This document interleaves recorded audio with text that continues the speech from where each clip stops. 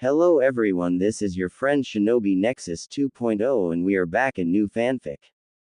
What if a Naruto fan was reborn as Sakura and changed everything part 3. Good morning, my lovelies, I greeted Naruto and Sasuke. Kakashi had told our team last night to meet him on the Unmei, literally meaning fate, bridge that day. He said we would be taking a break from training, and moving on to something more exciting. Naruto grinned widely upon seeing me, rushing over and throwing his arms around my neck. I hugged him back, equally enthusiastic. I had successfully conditioned Naruto to crave my hugs, not that it was hard, the poor darling was already so starved for attention. Good morning, Sakura-chan. I patted his back as Naruto released me, hopping from one foot to the other in anticipation. Ka-chan actually made our lunches today. She wanted me to give you some dinner, too, Naru-chan. Naruto's eyes lit up like fireworks and he grabbed the two extremely large bento boxes from me. Sasuke gently, in comparison to Naruto, at least took his own lunch with a quiet thank you. Naruto said, I promise I'll stop by this weekend to return the boxes. Much appreciated, I said. Sasuke, in turn, handed me his previous bento box. The team didn't always eat together. For the past couple of weeks Kakashi alternated between a full day's worth of training, or doing a few D-rank missions for half a day. On half days, sometimes the three of us stayed to train, which required much bribing on my part to convince Sasuke to stay, or go off on our own. I had hoped for a chance to train with Hinata again, but the two of us kept missing our chances. She sometimes stopped by my home while I was away to drop off little letters, to assure me she was okay and to encourage me not to steal her 2chan's underwear, and small gifts such as homemade bombs, but otherwise than that we hadn't had much interaction. Naruto and Sasuke had mastered water walking within about 3.5 days of practicing. On the days that we trained together, I encouraged them to spar with me while water walking. Both boys preferred sparring over any other kind of training, and sparring while water walking was one of the best ways to learn how to unconsciously use the technique, which was a vital skill. Kakashi appeared before us, his right arm lifting up as he accurately predicted my tackle hug. I glomped onto Kakashi, throwing enough weight into my takeoff, he stumbled back. I wrapped my legs and arms around him, burying my face in the crook of his neck. Kakashi shifted his posture, readjusting me slightly so he could see the two boys. Good morning, my precious minions, Kakashi greeted us. Morning, sensei, Naruto exclaimed. I nuzzled. Good morning, my love. What are we doing today? Sasuke asked. Kakashi rubbed my back, quietly signaling for me to let him go. With much reluctance, I began to slowly release my hold. First I unhooked my legs, then after one last nuzzle, I stopped hugging him. Instead of burying my face in his neck, though, I moved on to keep it firmly pressed into his chest, with my arms tucked behind me, so he could still see my hands. There was a heartbeat of silence, as Kakashi seemed to be deciding what to do with me, before I felt him shrug, then he said, I actually have a surprise for the three of you. I've enlisted you all in the Chunin exams. Yada. Naruto shouted, leaping up and down. You're the best, Kaka-sensei. Kakashi scratched at the back of his head with one hand, and with his other hand he presented us with 3 slips of papers. I lifted my head up long enough to grab one of the papers, before I went right on back to admiring the amazingness of Kakashi as up close and personal as I could. You don't have to enter if you don't want to, Kakashi said, ignoring the snorts from Sasuke and myself, but if you do choose to enter, be sure to go to that location on the form at 1400 tomorrow. The exams are difficult, more so than anything you guys have ever faced, so don't feel ashamed if. I'm getting my Ika, I whispered into his chest. You cannot throw yourself into a dangerous situation for the sake of good, Kakashi patiently told me. I wouldn't need to if you bought the collector's edition set for me. Oh, it's the collector's edition now. You have it. Therefore I must have it, too, I explained. How else can I use the pick-up lines that apparently turn you on? Kakashi shook his head. I don't get turned on. Naruto and Sasuke snorted loudly at that, at which Kakashi glared at them. I read it for the story, really. If it's such a good story, why not let Sakura read it? Sasuke questioned, ing his head and folding his arms over his chest, bento still in hand. It'll get her off your back long enough to read the stories. Kakashi stared at him. A few days' worth of peace is not worth a lifetime terror. I just wanna love you, I whined. Your definition of loving me is illegal right now. If loving someone with all their heart is illegal, then throw me in prison forever, I cried out. Kakashi patted my head, giving me his eye smile.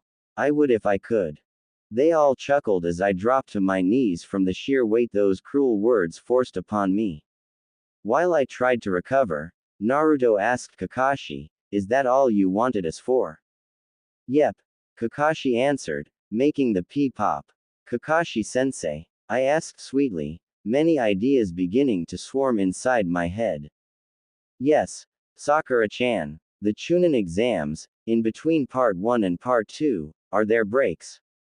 Technically no, Kakashi said, ing his head. The proctor may allow participants a breather, but legally speaking the exams are continuous between the first two parts. A Cheshire grin stretched across my face, as I realized my plan would indeed work. Naruto turned to me. Why do you ask? You'll see, I purred. I would really rather not, Kakashi said. And he was gone, and I was left crying on the inside at his lack of enthusiasm for my entirely epic plans. Sasuke shook his head, turning to face me. I was slowly getting up, my heart now recovered from the love of my life's utter disinterest and rejection. Sakura, were you able to be successful with those plants I gave you? A sheepish look crossed my face, and I cringed. The Uchiha compound had a massive garden that Sasuke hired Genin to take care of for him. I had a feeling that his father actually maintained the garden previously, from offhanded comments, which really surprised me, but it would explain why Sasuke didn't uproot any in favor of another training ground after the massacre. The garden did not have flowers, or vegetables, but housed a variety of hallucinogenic, poisonous, and dangerous plants. Apparently Sasuke's mother enjoyed coating her weapons in various poisons, and Sasuke's father started the garden in order to grow special poisons to woo her. What a romantic. Uchiha romance aside, the poisonous garden was something I was greatly interested in. It was difficult to find a fighting style to supplement my Iryo training. As much as I wanted to be an in-your-face frontline fighter, as an Iryo nin, I had to be cautious. In all of Tsunade's books, she could not stress the importance of the Iryo nin staying alive and capable of healing her comrades. Besides, Team 7 already had 2 dedicated fighters who were powerhouses. For the sake of team dynamics and being smart, I chose not to be a frontline fighter, but to embrace my support role like the team player I was. That being said, there were not a lot of offensive techniques I could add to my arsenal. I wanted to learn genjutsu, but I needed an active volunteer to practice the skill on, something of which both boys were not up for no matter the bribery offered. Without the ability to practice genjutsu consistently, that was temporarily thrown out. Next thought was ninjutsu, but Kakashi flat out rejected that idea because my chakra capacity was too low, which was steadily being rectified. Then Naruto threw out the offhanded suggestion about poisons. And it was like match made in heaven. Poisons were versatile and were the perfect fit for any aspiring Iryo nin. They were not easily learned, though. The only textbook on creating poisons available to someone of the genin rank held no dangerous, easily useful recipes. The most extreme poison in it was a hallucinogenic that made people intensely intoxicated for a few minutes at most before wearing off. Upon being entered into the bloodstream, it acted instantaneously, but since it wore off so quickly it wasn't something to be relied upon. The book mostly contained various sedatives, and was more focused on identifying poisons and creating antidotes. I was not deterred, though, and I was determined to acquire the skill. Even if the poisons in it were not practical in an obvious sense, learning how to make poisons would be vital if I ever wanted to create my own special brew. So, I needed the equipment and materials to practice making the recipes. Sasuke obliged, providing the plants in exchange for food, rights to order me to be silent for an entire mission, which I forced him to already use all of his chances on our D ranks the past week. Naruto actually had a good chunk of the equipment for his elaborate pranks, apparently, and the rest Ka-chan bought for me. I hedged. Technically yes. I was able to make one batch of the hallucinogenic, and 2 sedatives. Sasuke stared at me, a slow insufferable smirk crawling across his face. Out of how many tries? I fidgeted. 39. He chuckled at my obvious embarrassment, while Naruto consoled me. They must have been really hard. It's chemistry, I mumbled. And it's not like the recipe gives me step-by-step instructions. I had to do a lot of trial and error. And then after the first explosion, Ka-chan made me work outside and the wind kept messing me up. I'm sure, Sasuke condescendingly responded. I stuck out my tongue at him. Sasuke scoffed at me. I'm heading out. I'll see you all tomorrow for the exams. Naruto nodded his head enthusiastically. Oh, yeah, I gotta get ready. See you guys tomorrow.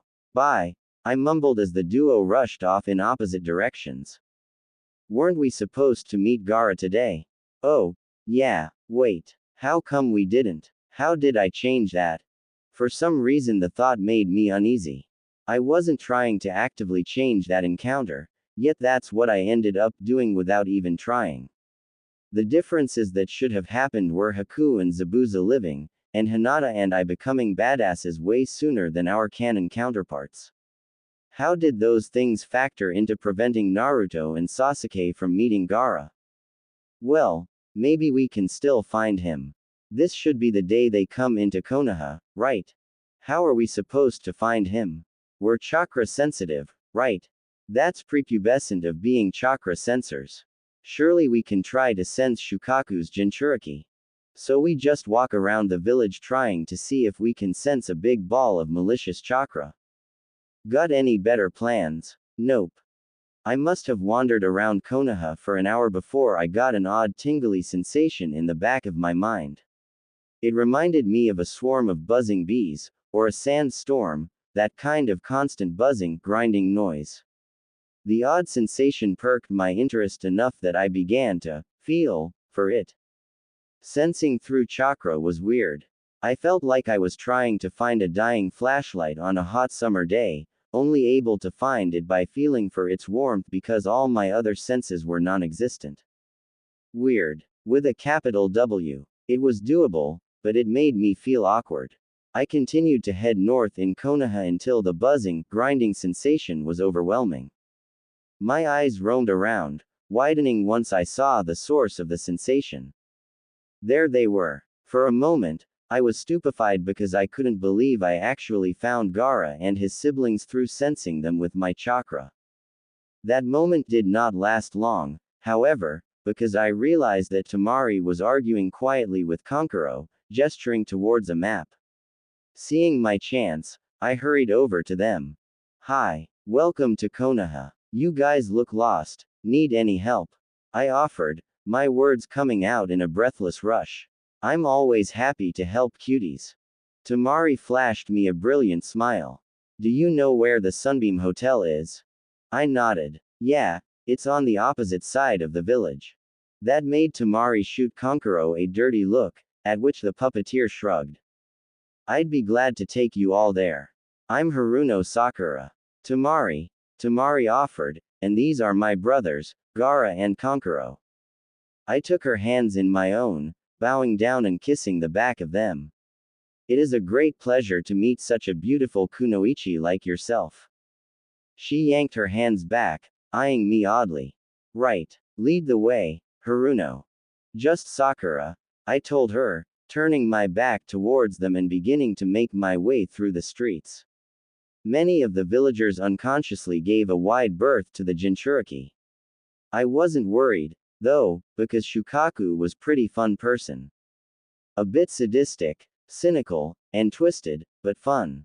He was the perfect cross between a tsundere and a yandere. If he was an option in an otome or visual novel, I'd hop all over that fun route. Along the way, I purchased a wicker basket filled with flowers and began to idly twist them into crowns. I pointed out the sights to each of them, giving them an impromptu tour. By the time we reached the hotel, I had finished 5 flower crowns. Here we are, I said with a flourish, bowing to the trio outside the hotel. Tamari smirked at me. Thanks for the tour, Guide-chan. I giggled at her. You're most welcome, pretty lady. I have one more thing for you all. Facing Gaara first, I took out the first crown and gently placed it atop his head. His pale gaze met my own, and I could feel the tension from all 3 of them from my actions. Because I did not hold any ill intent towards Gaara, and he clearly did not view me as a threat, Shukaku Karura's sand defense did not trigger. Nonplussed from the intense stare Gaara gave me, I placed crowns on Tamari and Kankuro. I hope you all have a lovely stay here, I said, not even flinching when I felt Gaara's killing intent focus in on me. Tamari and Kankuro winced at it, unconsciously stepping away from me. You are not scared, Gaara stated. Frowning, I turned back to face him. What kind of future best friend would I be if I was scared of you? Besides, Shukaku is a cutie, too. I love you, Shukaku. Kurama loves you, too, even if he's a narcissistic asshole. He's just a tsundere, you see. The perplexed look on Gaara's face was positively priceless. Silence fell between all of us before Gaara broke it by saying, Okawa-san says you're lying. I placed both hands on my hips. Shukaku, what would Hagoromo say if he knew you were calling your future self-appointed mother a liar? Okawa-san wants you to be quiet. That's what I thought, I retorted. Anyway, I have to head out. It was lovely meeting you all. And to reiterate, Kurama is a tsundere. Gaara tilted his head. You're making Okawa-san laugh. Tell Okawa-san that I call him Kurama of the Fluff, too. To his face. And I plan on spanking him at some point in the future. Gaara nodded slowly, the killing intent dying off from focusing on me. Okawa-san likes you. I winked. The first step into winning someone over to coerce them into a harem is to receive the parents' blessing.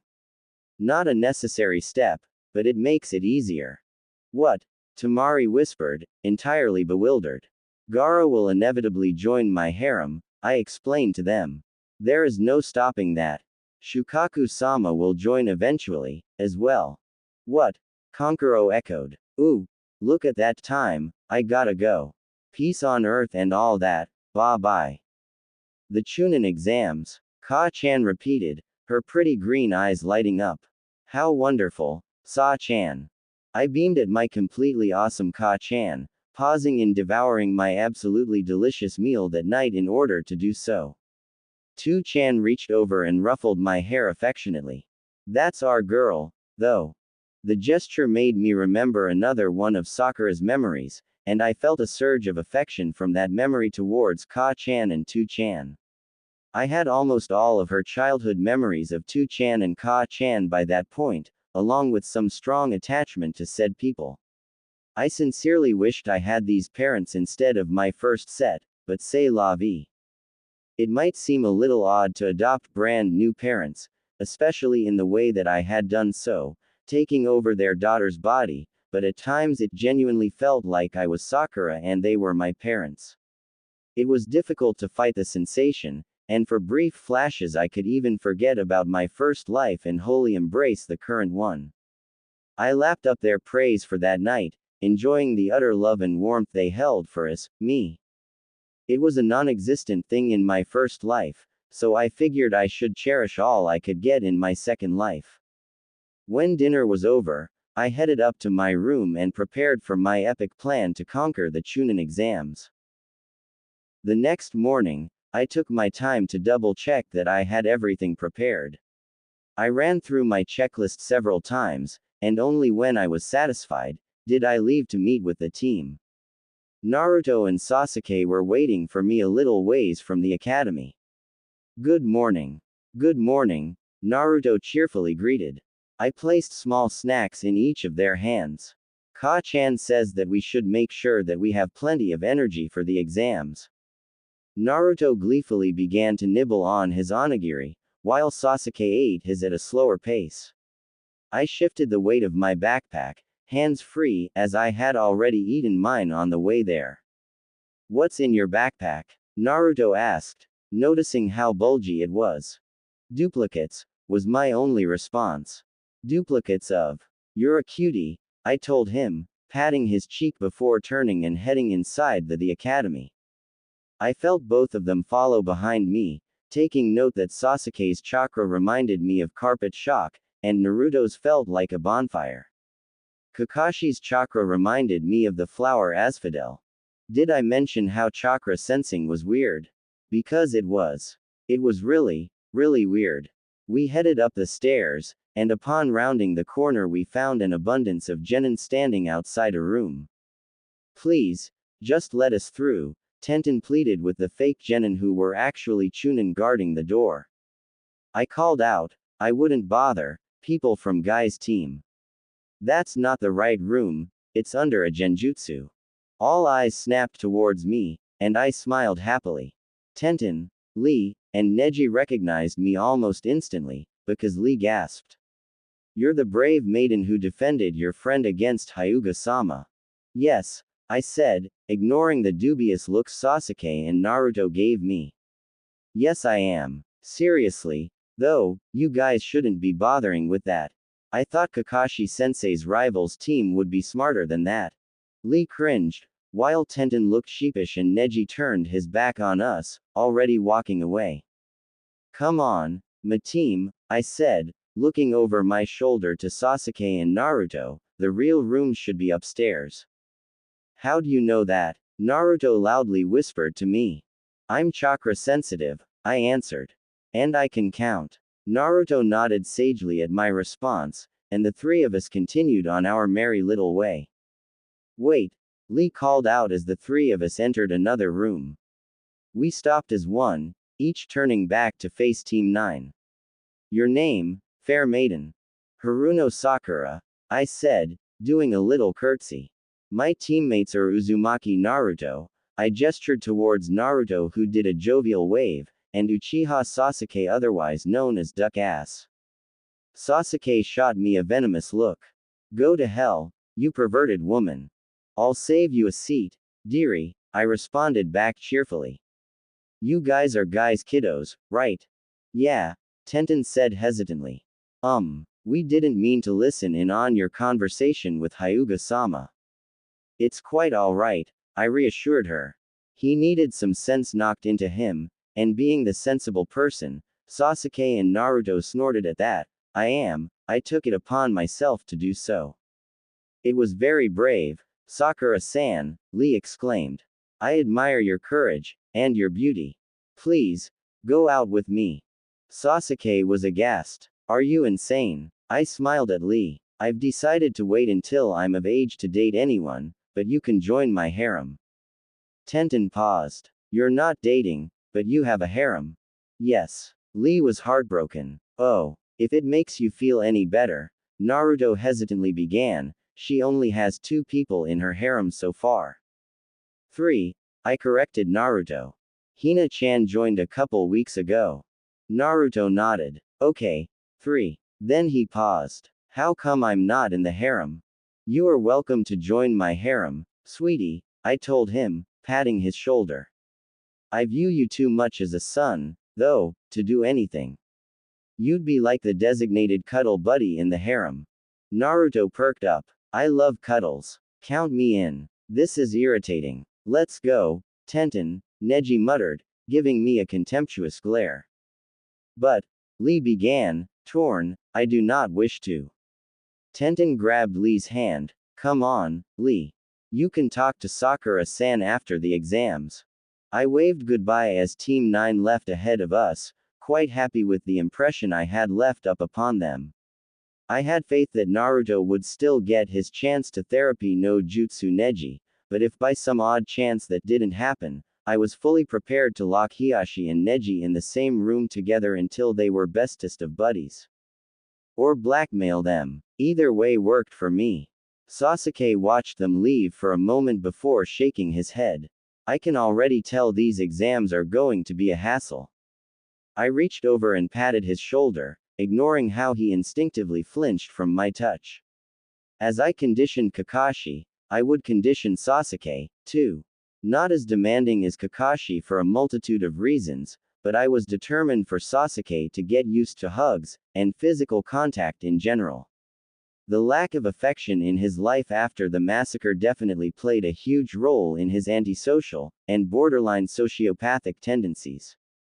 Not that I had room to judge sociopaths, or anything, but I figured he would be happier all around if he had love and affection in his life on a regular basis. We moved at a lazy pace, entirely at ease and feeling confident for the exams. When we reached the last bit of stairs before the room with the exams, Kakashi appeared before us. Kaka-sensei, I cried out happily, throwing myself into his arms. He shifted his stance slightly to prepare himself for my hug tackle. For a brief moment I could have sworn he hugged me back, but the sensation lasted no more than a second, so I couldn't be sure. Far too soon for my liking, Kakashi began the process of removing me from him. I'm glad you are all here, Kakashi said, giving us the eye smile. I'm proud of each of you, and I wouldn't have recommended you three to take these exams if I wasn't confident you would ace them. My heart soared at his praise. Praise whore. My hands reached out on their own towards him and Kakashi deftly grabbed them and put them both in one of his hands. With his other hand he reached over and patted each of us on our head. I pouted at him, my bottom lip sticking out. You always end our hugs so quickly. You can hug me, Sakura-chan, Naruto happily offered. I beamed at him, turning partially towards him, as Kakashi still had a firm grip on my hands, and I took the time to wonder if his hands were simply that big, or if my hands were that small. As the designated cuddle buddy, I'm always ready to give out hugs. A mischievous smile crawled its way across my face. Okay. Hey, when you see Hina-chan next, would you mind hugging her for me? I know she needs some hugs, too. Naruto nodded. Yeah, sure thing. You're going to give her a heart attack, Sasuke deadpanned. My eyebrows rose. You know about her. It was painfully hard not notice a girl who literally fainted in class any time Naruto was near her, Sasuke snarked. So sassy, I said with a coy smile. Do you need a hug, too, little boy? Are you jealous? Touch me and die, Sasuke crankily informed me. Oh, he so needs a hug. With a woeful sigh, I returned my attention to Kakashi, giving him the most pleading look I could muster. He let out a long sigh, and released his hold on me, lifting up one arm. With a delightful squeal I hugged him again, savoring how he patted my back gently.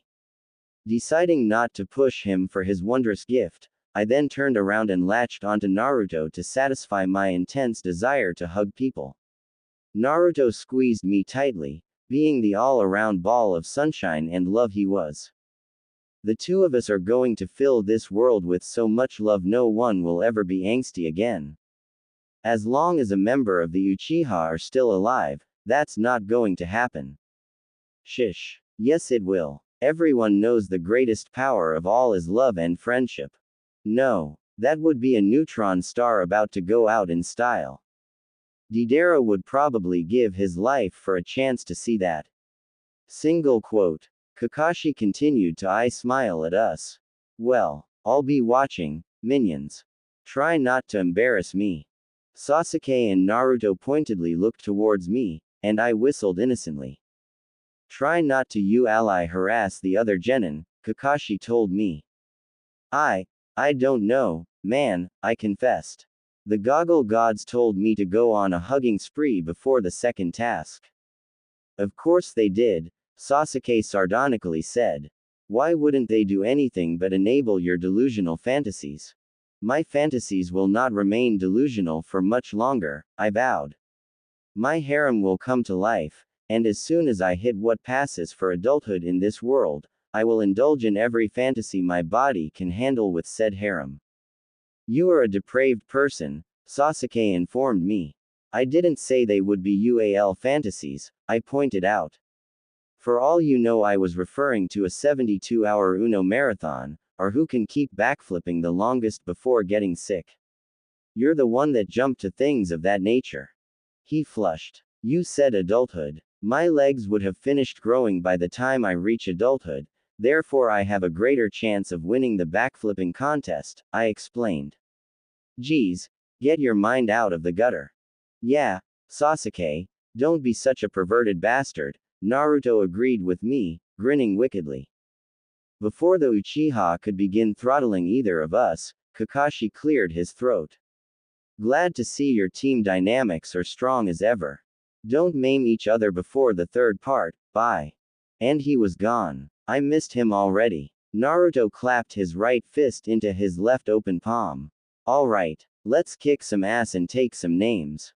May the goggle gods watch over this, I solemnly prayed. It seemed like Sasuke was repressing the urge to sigh at us, because his face screwed up and his shoulders twitched, before decided to open the door for us. The three of us stepped inside the exam room, and immediately I was wrapped into a tight hug. I let out a happy giggle as I hugged Hinata back, pulling back long enough to nuzzle my nose against hers. She giggled as I did so, a light blush covering her face.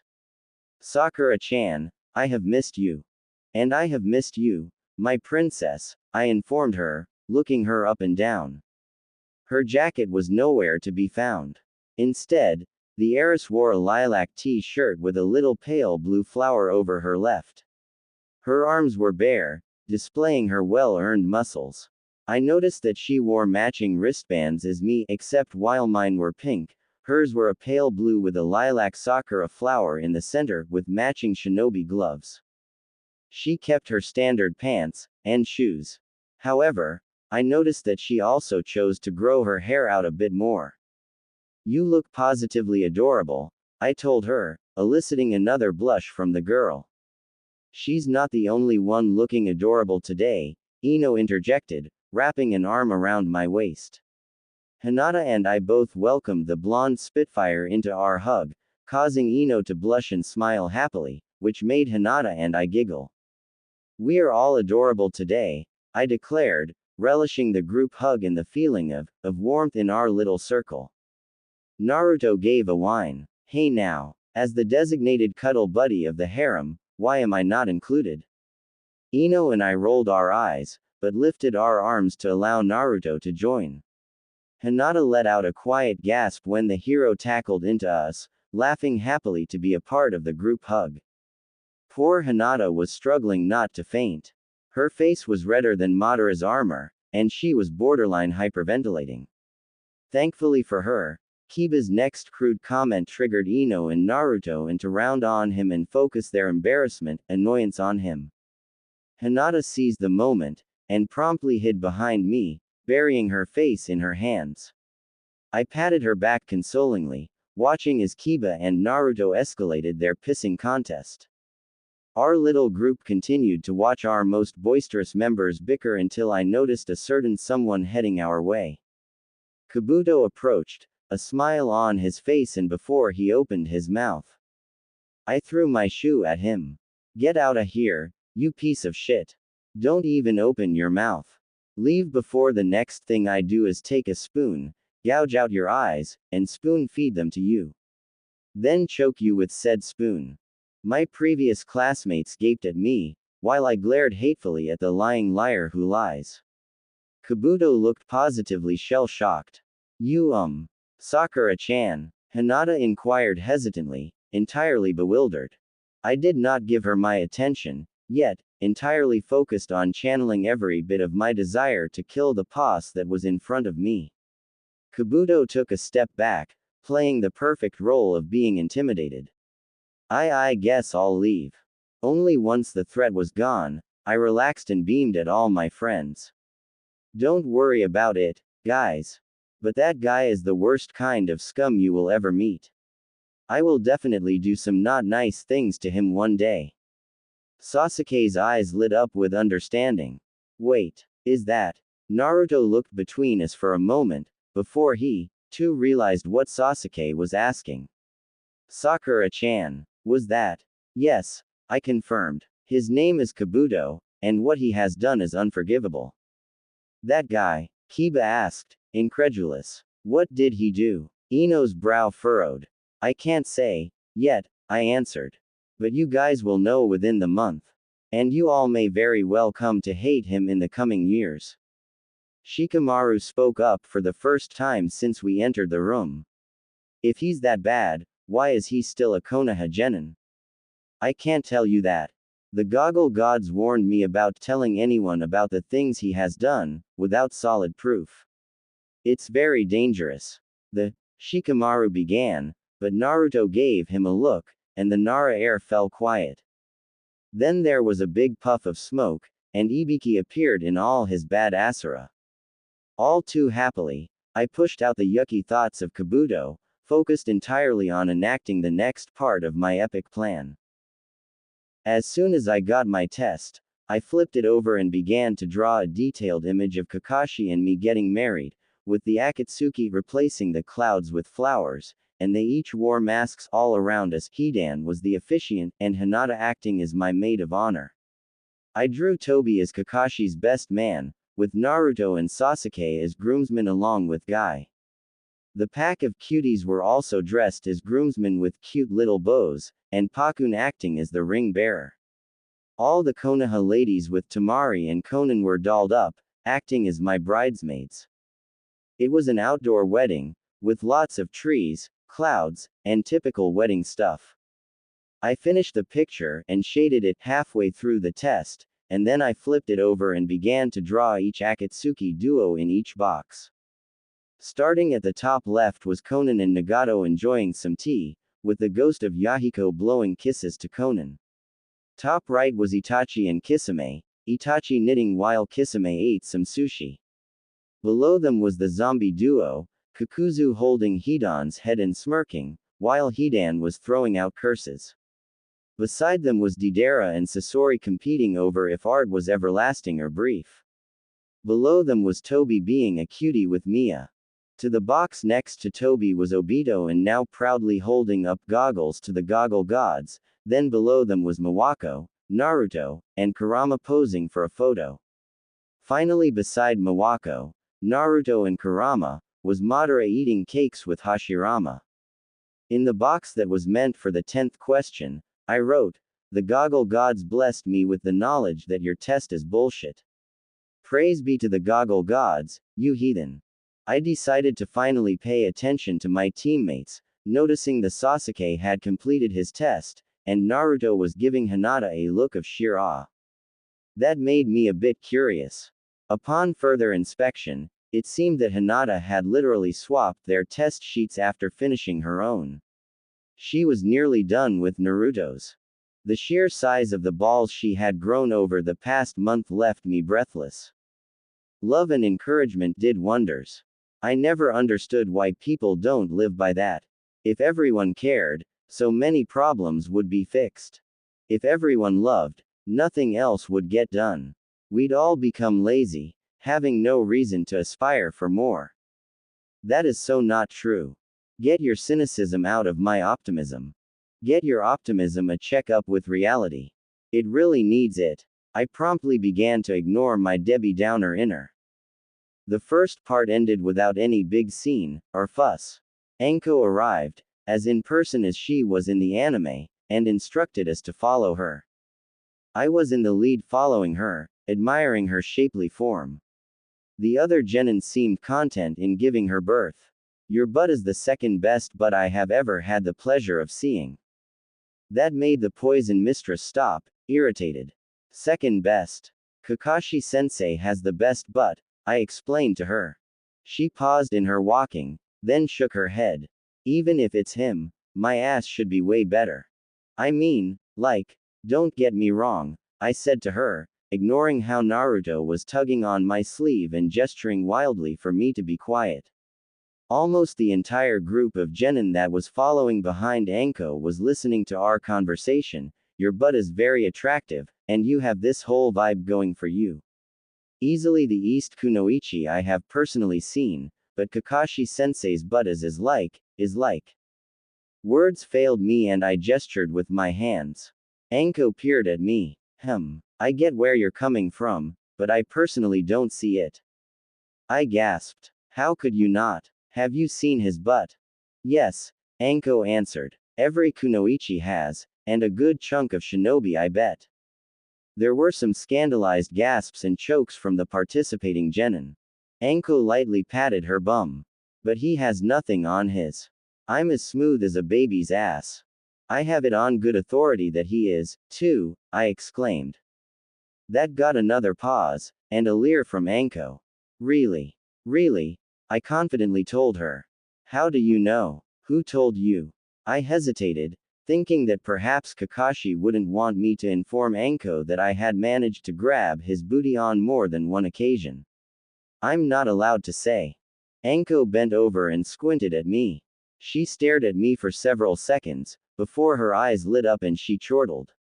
Ha, looks like we have ourselves another Jiraiya-sama.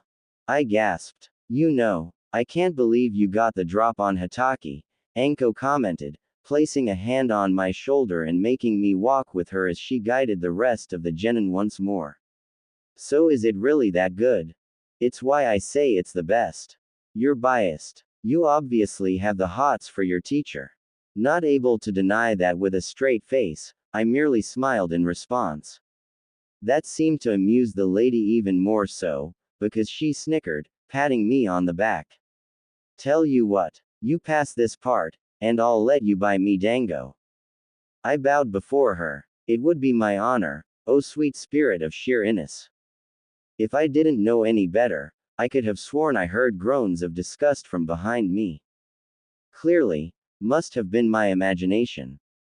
The rest of the trip to the forest went by pretty quick, with Anko and I shamelessly flirting back and forth. When we had arrived, she gave her dramatic speech about the rules, and blah, blah, blah. Then the waivers were handed out. It was time for the next step in my epic plan. Hug time, I shouted out after signing my waiver. I handed it over to Naruto before throwing my arms around him. Since we have another 30 minutes, I'm going to hug everyone.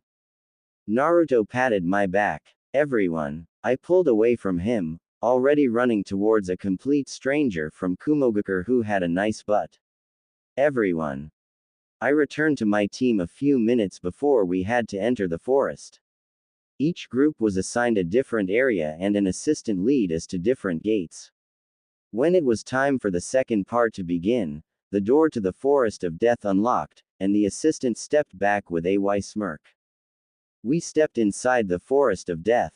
Sasuke looked over at us. We need a plan. I pulled off my backpack and dropped it on the ground. I got this, guys. They both turned to look at my backpack, and when I unzipped it, I presented it to be filled with earth and heaven scrolls.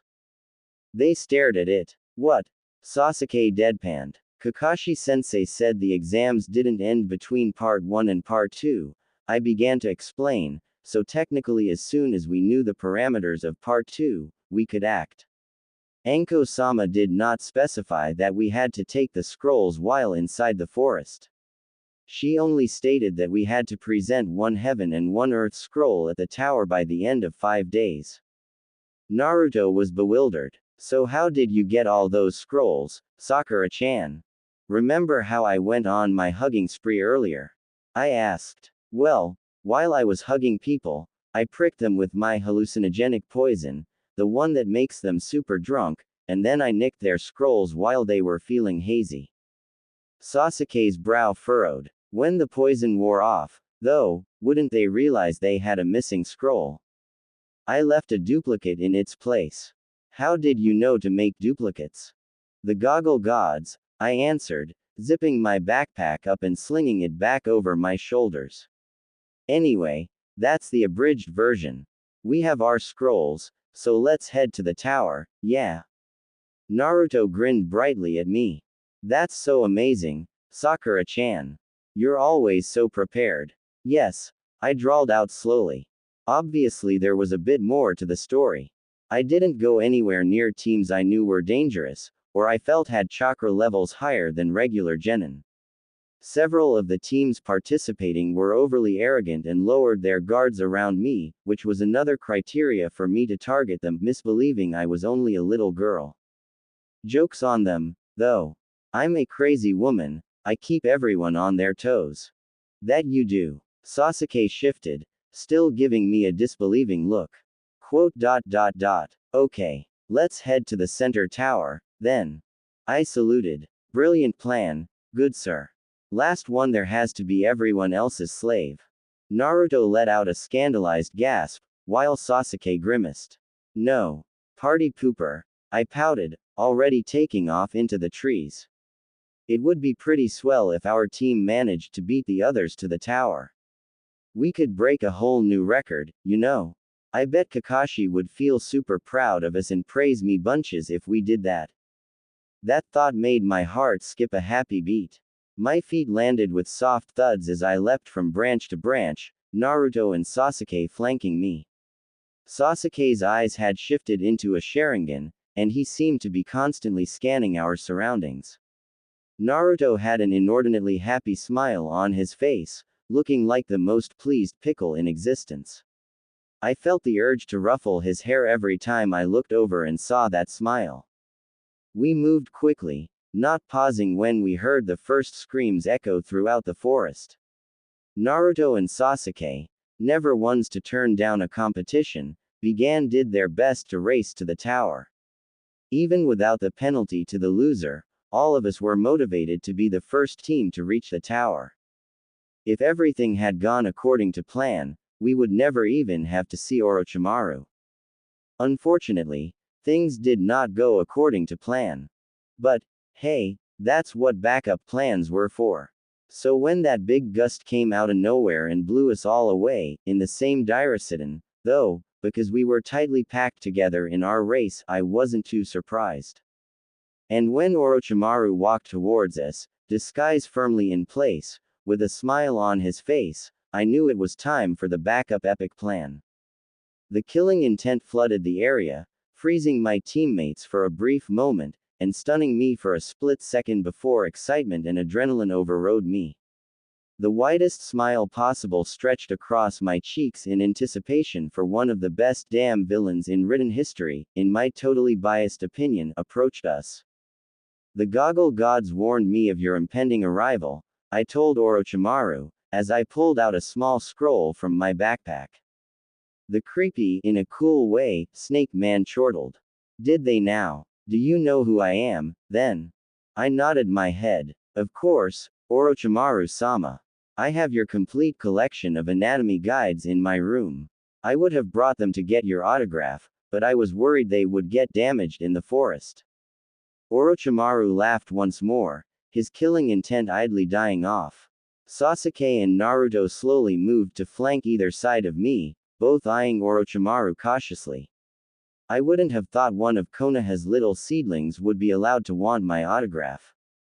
They just don't understand you, I reassured him. I can't say I entirely do, too, but I can definitely say that I understand enough not to hate you and that I can appreciate what you have done. Without yours and Tsunade-sama's experiments, Konoha wouldn't be so advanced in medical care as it is now. But, of course, Orochimaru agreed with me. What on earth is a rational child like yourself still doing in this village?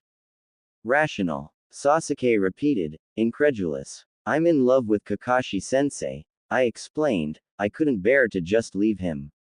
Otherwise I would have gone rogue and hunted down Kisame-sama and begged his blessing to hang out with him. Hoshigaki-san is an interesting fellow, Orochimaru commented pleasantly, as if remarking on the weather. I certainly think so, I sighed happily, thinking about my idol. Returning to the point on hand, I unsealed the scroll. I don't want to die, and I don't think my teammates want to die either. Orochimaru said, most don't. Then 15 flares shot up and out of the scroll and into the sky, illuminating our entire vision in bright red and purple. Flares were used to signal for immediate help, and all genin teams were required to carry red flares on every mission. Purple flares were one of 5 distinctive flares to alert everyone in the vicinity to the level of danger. Green for B rank, yellow for A rank, pink for S, purple for SS, or cage level, and white was used for when a team was significantly outnumbered. I wasn't sure if Anko and the Anbu were already searching for Orochimaru, but Orochimaru didn't know if they were looking for him yet, either. So now the incredibly dangerous missing Nin was left with a bit of a dilemma.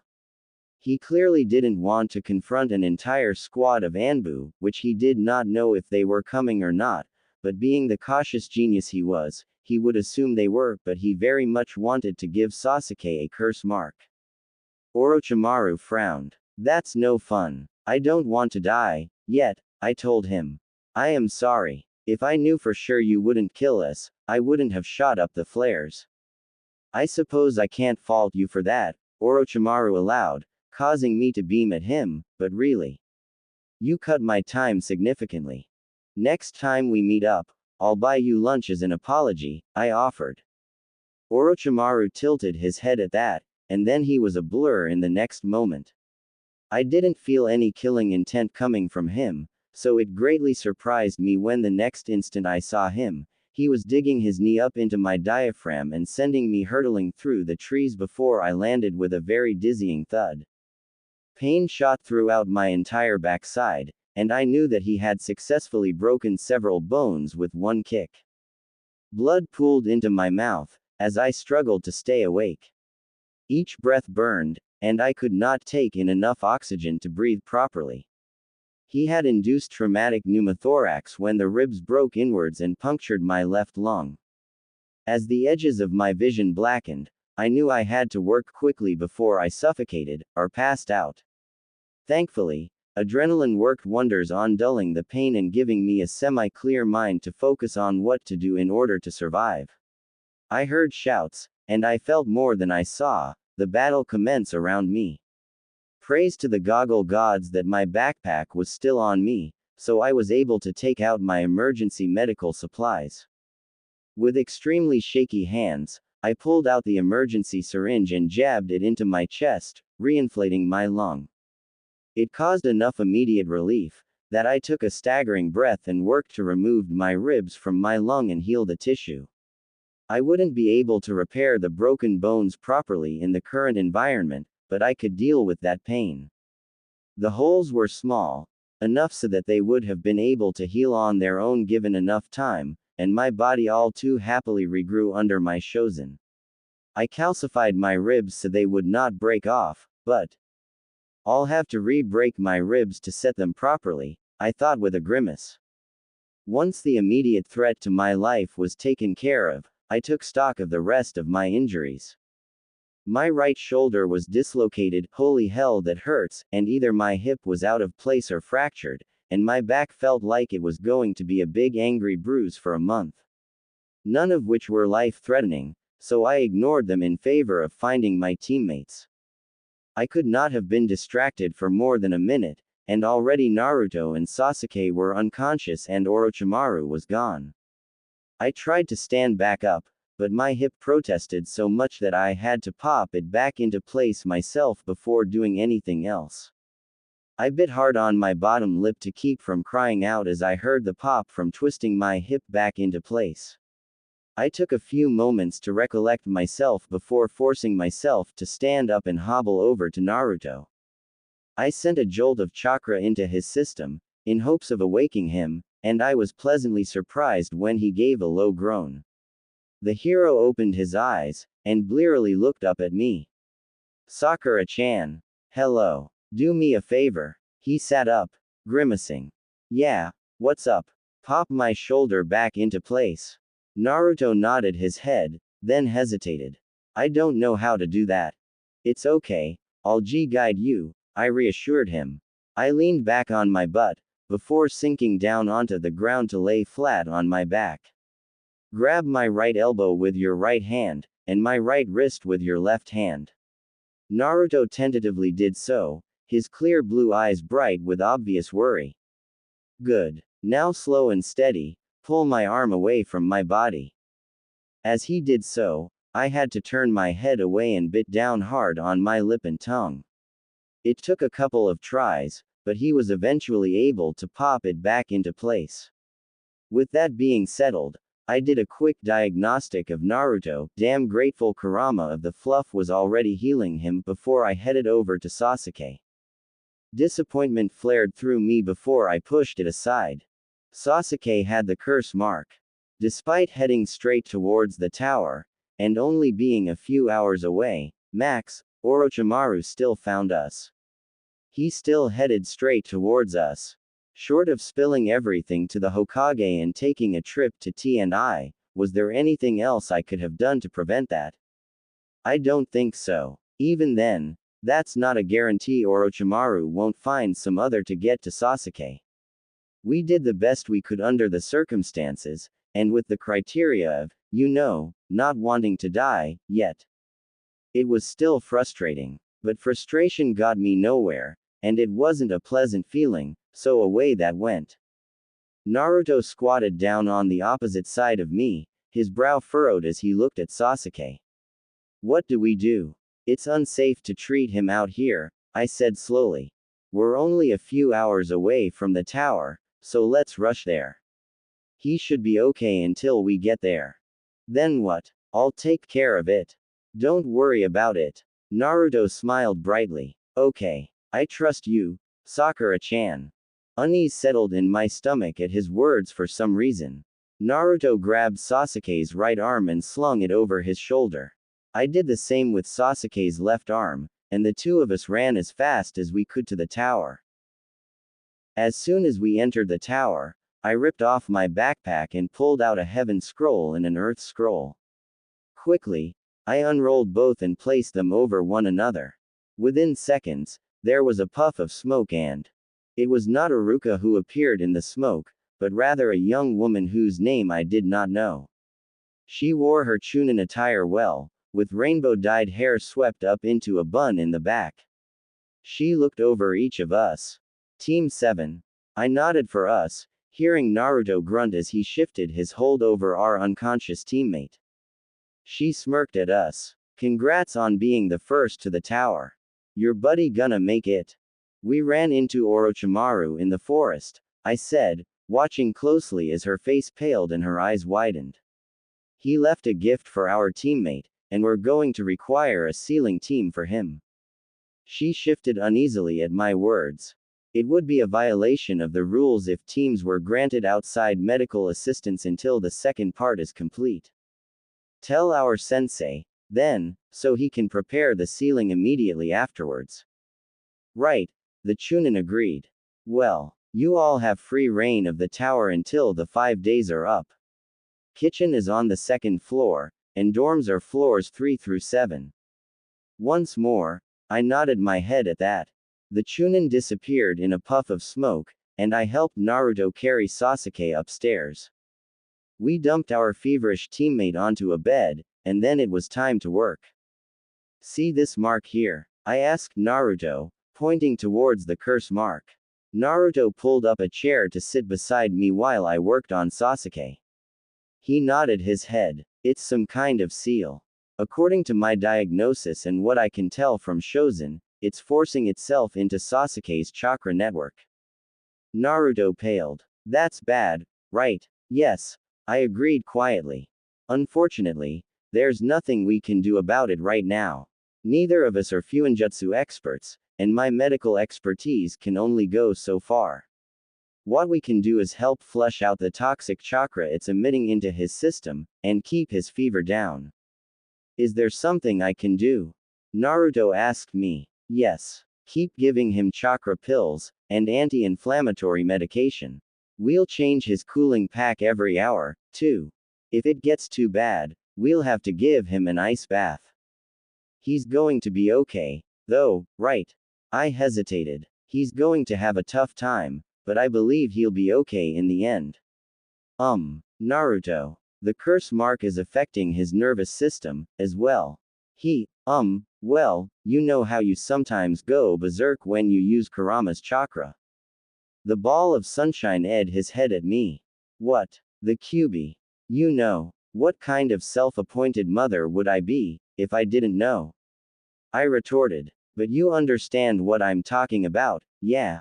At his nod, I continued, well, Sasuke's going to have go through something similar. If too much of that thing's chakra is released into his system at once, it'll cause him to go a bit crazy. It'll be up to us to stop him, and calm him down. It's not entirely his fault, though, so don't take anything he says or does personal when he's like that. Naruto punched his left palm, a grin on his face. I can do that. If that's all there is to worry about, then everything really is going to be okay. I couldn't resist smiling at that. Yes. Now, if you'll excuse me, I have to re-break some bones and do a bit of damage control for myself. If you hear me scream, please pretend you heard nothing. He grimaced. Yeah, okay. Unfortunately, some of my injuries required an extra set of hands. I had to have Naruto wrap the bandages around my chest and back. He was extremely uncomfortable with it, but understood the necessity and acted like a complete gentleman, because I couldn't friggin' move after re-breaking a couple of ribs. I had a whole bunch of scratches and gashes and all sorts of fun shit covering my back, so I had to dress it somehow until I could finagle a way to heal my back. A shoulder after being dislocated recently did not want to move much. Sasuke floated in and out of consciousness. The first time he woke up semi-coherent, Naruto and I reassured him that he was in a safe place and didn't have to fight.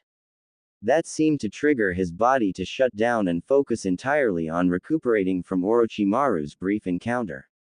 He didn't become coherent until it was time for the preliminary exams. Gaara's team had arrived a couple hours after our team. Apparently I had taken out enough of the competition that it took a couple of tries to find a team that didn't have a duplicate. Oopsie. Hinata's team came later that night. I greeted them with hugs. Hinata figured out the duplicates were because of me. I had left tiny little flowers in the corner of the duplicates, and she watched me work my magic before entering the forest, and explained it to her teammates. Kiba was quite put off with me because it took them multiple tries to find a team that didn't have a duplicate, while Shino praised me on my cunning. Hinata just smiled at me, and pinched my cheek, citing, if I didn't like you so much, I might have been annoyed. I giggled at that and responded with, lies. You're too full of goodness and love to be annoyed with anyone. She shook her head in response. Team 8 hung around our room, Hinata happily assisting to help care for Sasuke. Kiba and Naruto enjoyed bantering with one another, and the boisterous genin listened to each other's stories of what their teams had been up to for the past couple of months since academy days. I had Hinata redress my wounds over the next couple of days until I could move my shoulder enough to use Shozen on my back. Some of the injuries would leave behind barely visible scars. It would make for a hell of a cool story. Oh, how did you get that scar? Someone would ask. I got in a fight with Orochi friggin' Maru. And lived. Holy Arceus, that is badass. I know. Quite the story, indeed. Team 9 showed up after the third day into the exam, well into the night, followed shortly by Otogaku's team. On the fourth day, looking extremely worse for wear, Team 10 arrived. On the same day, I also kidnapped Hinata to help BY trap a certain room I found. With the reunion of all the rookies, all of us stayed close. Guy's team seemed to be held off in semi-isolation, likely demanded by Neji, and to a lesser extent Tenten. I healed up what injuries I could, and Hinata stitched the injuries I could not. The rest of our time passed by in a very relaxed state. The fifth day all of us stayed in our rooms and rested in preparation for the next step of the exam. Then came 2 in the afternoon, and each team received a message to meet in the very same room I had, by complete coincidence, I'm sure, why trapped. Things were about to get exciting again. Checking in with Kakashi. Third person POV. Kakashi joined the rest of the Konoha instructors in the surveillance room to monitor the first part of the exams. His longtime friend, and self-appointed rival, Guy greeted him with a cheerful wave and a blinding smile. My friend, I was not aware your team would be a part of the exams. It was made apparent to me early on that they would want to participate, Kakashi answered, shoving his hands in his pockets. Hokage-sama was also interested in one of my minions becoming a chunin. Asuma snorted. Let me guess, Naruto. No, Kakashi responded quietly, thinking back to the evil glint in Hiruzen's eyes at the thought of a certain Pinkett having unlimited access to the Ika Ika series. The evil man had chortled, merrily smiling as he said with an all-too-straight face, she would be good for you, Kakashi-kun. She seems very fun. She's 12. For now, Hiruzen agreed, still smiling evilly. There was no way he actually thought that Kakashi would even consider being with someone so young, but the man openly enjoyed the fact that the aspiring medic could make her sensei squirm.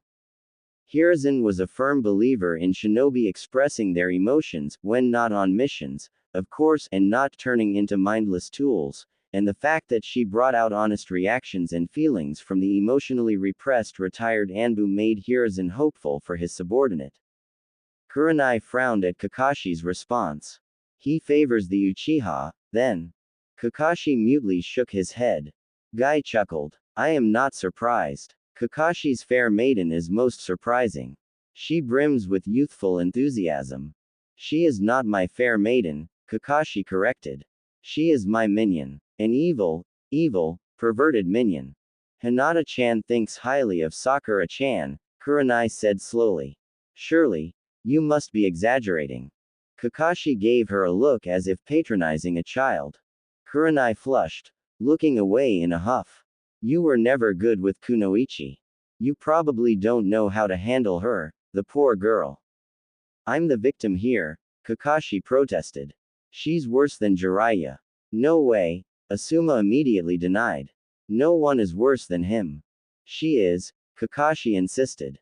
Asuma turned towards the surveillance screen, squinting at the group of genin. That girl, right there. The one that's hugging her friends. She's a pervert. Kakashi nodded firmly. The only reason she wants to be a chunin is to purchase Ika Ika. I don't believe that, Kurenai declared. Kakashi gave her another look, causing the kunoichi to glare balefully at him. The instructors watched the footage for another moment, before another genin approached the group. Sakura immediately took off her right shoe and threw it at him, her face contorting into a look Kakashi had honestly never seen on his minion before. The look of sheer hatred on her face was unsettling. He had only ever seen smiles, and the occasional wince from his casual rejections.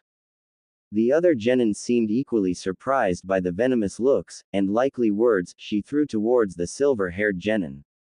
Only until the genin had left, did she flip a switch and turn back into cheerful young girl. Who was that? Kurenai asked, looking over at Kakashi. Kakashi didn't have an answer. But he would soon enough. Yo, Kakashi greeted casually. His team had entered the forest of death yesterday, so he would not be seeing them for another few days. He planned on spending that time relaxing with light training thrown in, but Ibiki had requested to meet with him. The scarred interrogator took a seat beside Kakashi at the bar they sat at, a single paper in hand. He slammed said paper on the counter, a scowl on his face. Who the hell are the goggle gods? Kakashi blinked at that, then looked down. He recognized Sakura's drawings, although he did not recognize who she drew, except Obito. How did she know Obito? Surely, no one would tell her about that tidbit of information about him. People knew better than to talk about Kakashi's past, and her curly handwriting. He read the message at the bottom of the paper, and resisted the urge to snort and bury his face in his hands. He settled for shaking his head. I don't know. How did she know about my exam? I literally came up with it that morning, Ibiki demanded. The goggle gods is the term Sakura uses to explain away anything she figures out, Kakashi explained. She has a very high natural intuition. She likely saw through your exam, then explained it away through her gods. Ibiki's eyes narrowed. Really? That is the most likely scenario, Kakashi allowed. I don't have any obvious proof, but I can confirm she doesn't have any hidden Kekai Genkai, nor do these goggle gods actually exist. Ibiki snorted. He supposed that it did make sense. No one could keep things hidden from the Hatake Kakashi, so if there was something odd about Sakura, the famed Jonin would have figured it out by now. That being said, Ibiki still had a gut feeling that there was something a bit more to the story. Without definitive proof, though, Ibiki wouldn't push the retired Anbu. Well, not about that, anyway. With a smirk, Ibiki flipped over the paper. Care to share, Hatake? Kakashi stared at Sakura's picture of their wedding for a solid minute, before he took a long swig of his sake, and buried his face in his arms. You have 10 seconds to leave, and take that atrocity with you, before I break that damn jaw of yours. Ibiki smirked, obliging the embarrassed man. The wedding picture, and the motivation to write Kakashi's POV, was inspired by Sarah Garcia Donner, DeviantArt triplet fanart of Kakashi and Sakura. Links on profile, or you can go to their profile. Big thank you to Nixig DeviantArt for making my whole damn week and helping my muse out with her, his fanart of Haku giving Sakura a smooch. Links also on profile, or go to their profile. Fun fact. Neutron stars are the stars that turn into a black hole. Our sun would have to become a neutron star before it turned into a black hole. OC. Sakura glosses over uncomfortable facts like a cheetah chasing after the world's most delicious meat. So any narrative from her perspective that deals with uncomfortable things will be reflecting that. I want to do a Naruto movie, but IDK which one to do. Help. We made our way to the arena as a team, bumping into our former classmates along the way and exchanging pleasant greetings. When we arrived in the arena, my eyes zoomed around to find Kakashi. I was disappointed that I couldn't find him, though. Then a flash of red caught my attention, just as Hiruzen began his speech. My eyes zoomed in on a team I did not expect to see. When they hadn't shown up the first couple of days, I feared they had lost both scrolls one had managed to sneak onto their person while I hugged them. Lo and behold, though, looking extremely battered was one Kusagaker Genin team with a shy Karen who fidgeted nervously. She must have sensed my gaze on her, because she turned around and met my stare. Her eyes lit up with recognition and a smile bloomed across her face. I instantly smiled back at her, as warmly as I could, hoping she would understand that I wanted to be her friend.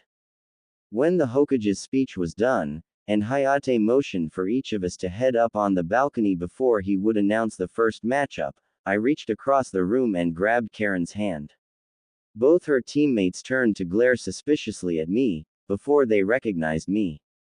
One of her male teammates, whose name was entirely unimportant, said, "Hey. You're the one that placed those scrolls on us." I smiled at Karen, ignoring the male that would never make the cut to be a part of my harem. "You should come and join our team, cutie." She blushed. Don't listen to her, Karen, the other teammate said. "We should stay together. Teams are over by this point. No need for teams to stay together unless they want to," I told the boys. "So Karen-chan can come hang out with me and my friends. Unless you'd rather stay with these two boys." She hesitated, fidgeting under her teammates' glares before she shook her head. I shot them both triumphant smirks before I tugged on her hand. Hinata and Naruto were waiting for me at the base of the stairs, both smiling warmly at Karen and myself. "I'm Hyuga Hinata," Hinata introduced herself to the rosy-haired girl. "You Uzumaki Karen," Karen replied. Naruto's eyes widened. "What? Did you say Uzumaki?" Even Hinata was surprised. "Are you Naruto-kun's cousin?" Karen tilted her head at that, Her brow furrowed. Who? Talk while we walk. Dearies, they want to start the matches, I said, guiding everyone up the stairs. Sasuke looked over at us, his hands stuffed in his pocket as he waited for us to join him. Kiba and Shino gravitated towards our group, and soon Ino's team followed. Once everyone had arrived, I introduced Karen once more. Everyone, this is Uzumaki Karen from Kusagaku. The idiot has a cousin. Sasuke asked. I'm Uzumaki Naruto, Naruto said quickly to the growing more confused Karen. Are we cousins? We might be, Karen said slowly. Do you not know about our clan? I have a clan, Naruto exclaimed, excitement lighting up his eyes. The Uzumaki clan was one of the most powerful clans during the Warring Clans period, I explained to the hero. They were one of the founding clans that helped create this village. Their Haim, Mito-sama, married Hashirama, the very first Hokage Konoha ever had. Unfortunately, during the end of the Second Great War, they were destroyed. Karen nodded at my explanation. We had to scatter all over the lands. My family went to Kusagaku. I'm the last member, though. Naruto's face had fallen from our explanation. Oh, then it brightened. So we are cousins. Very likely, Karen tentatively agreed. So you really don't know anything about our clan? Naruto shook his head. The Uzumaki clan was renowned for their fuinjutsu, Shikamaru slowly said. As such, most of their work is classified for Chunin and above, unless given special permission by a Jonin. Before we could continue our conversation, Hiruzen cleared his throat. The bye will be given to Uzumaki Karen. Our eyes drifted up to the screen where Karen's name flashed. Oh, thank God. Karen breathed out, her shoulders sagging with utter relief. I am too exhausted to fight. Why is that? I know I put one heaven and earth scroll in your bag before the exam started. We didn't realize it until the fourth day, Karen admitted sheepishly. We lost our original scroll, and when I realized I had two in my bag, we rushed as fast as we could to the tower, but by then we were already so exhausted from trying to get back our first scroll. We only barely made it in time. Why did you give them two scrolls and not us? Ino asked me, glowering. Because I had faith in your abilities, I honestly answered her. I did not have faith in Karen's teammates.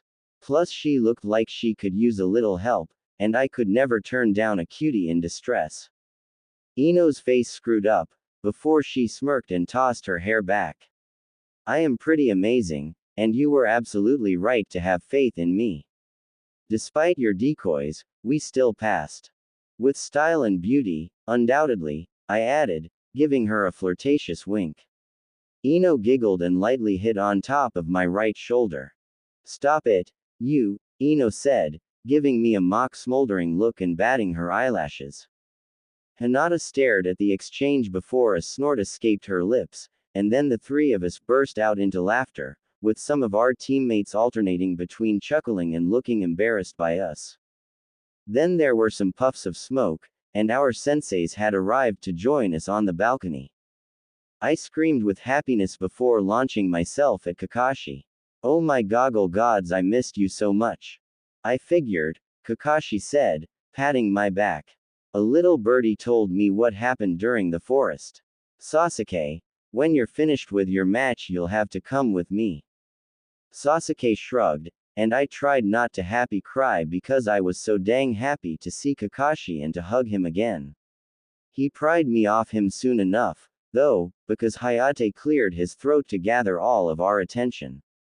The first round will be Sabaku Tamari and Nara Shikamaru, Hayate declared. Good luck, you Windheim, I called out, making Tamari smirk at me from across the room. Kick his ass. Shikamaru glared sullenly at the floor of the arena. I would be first.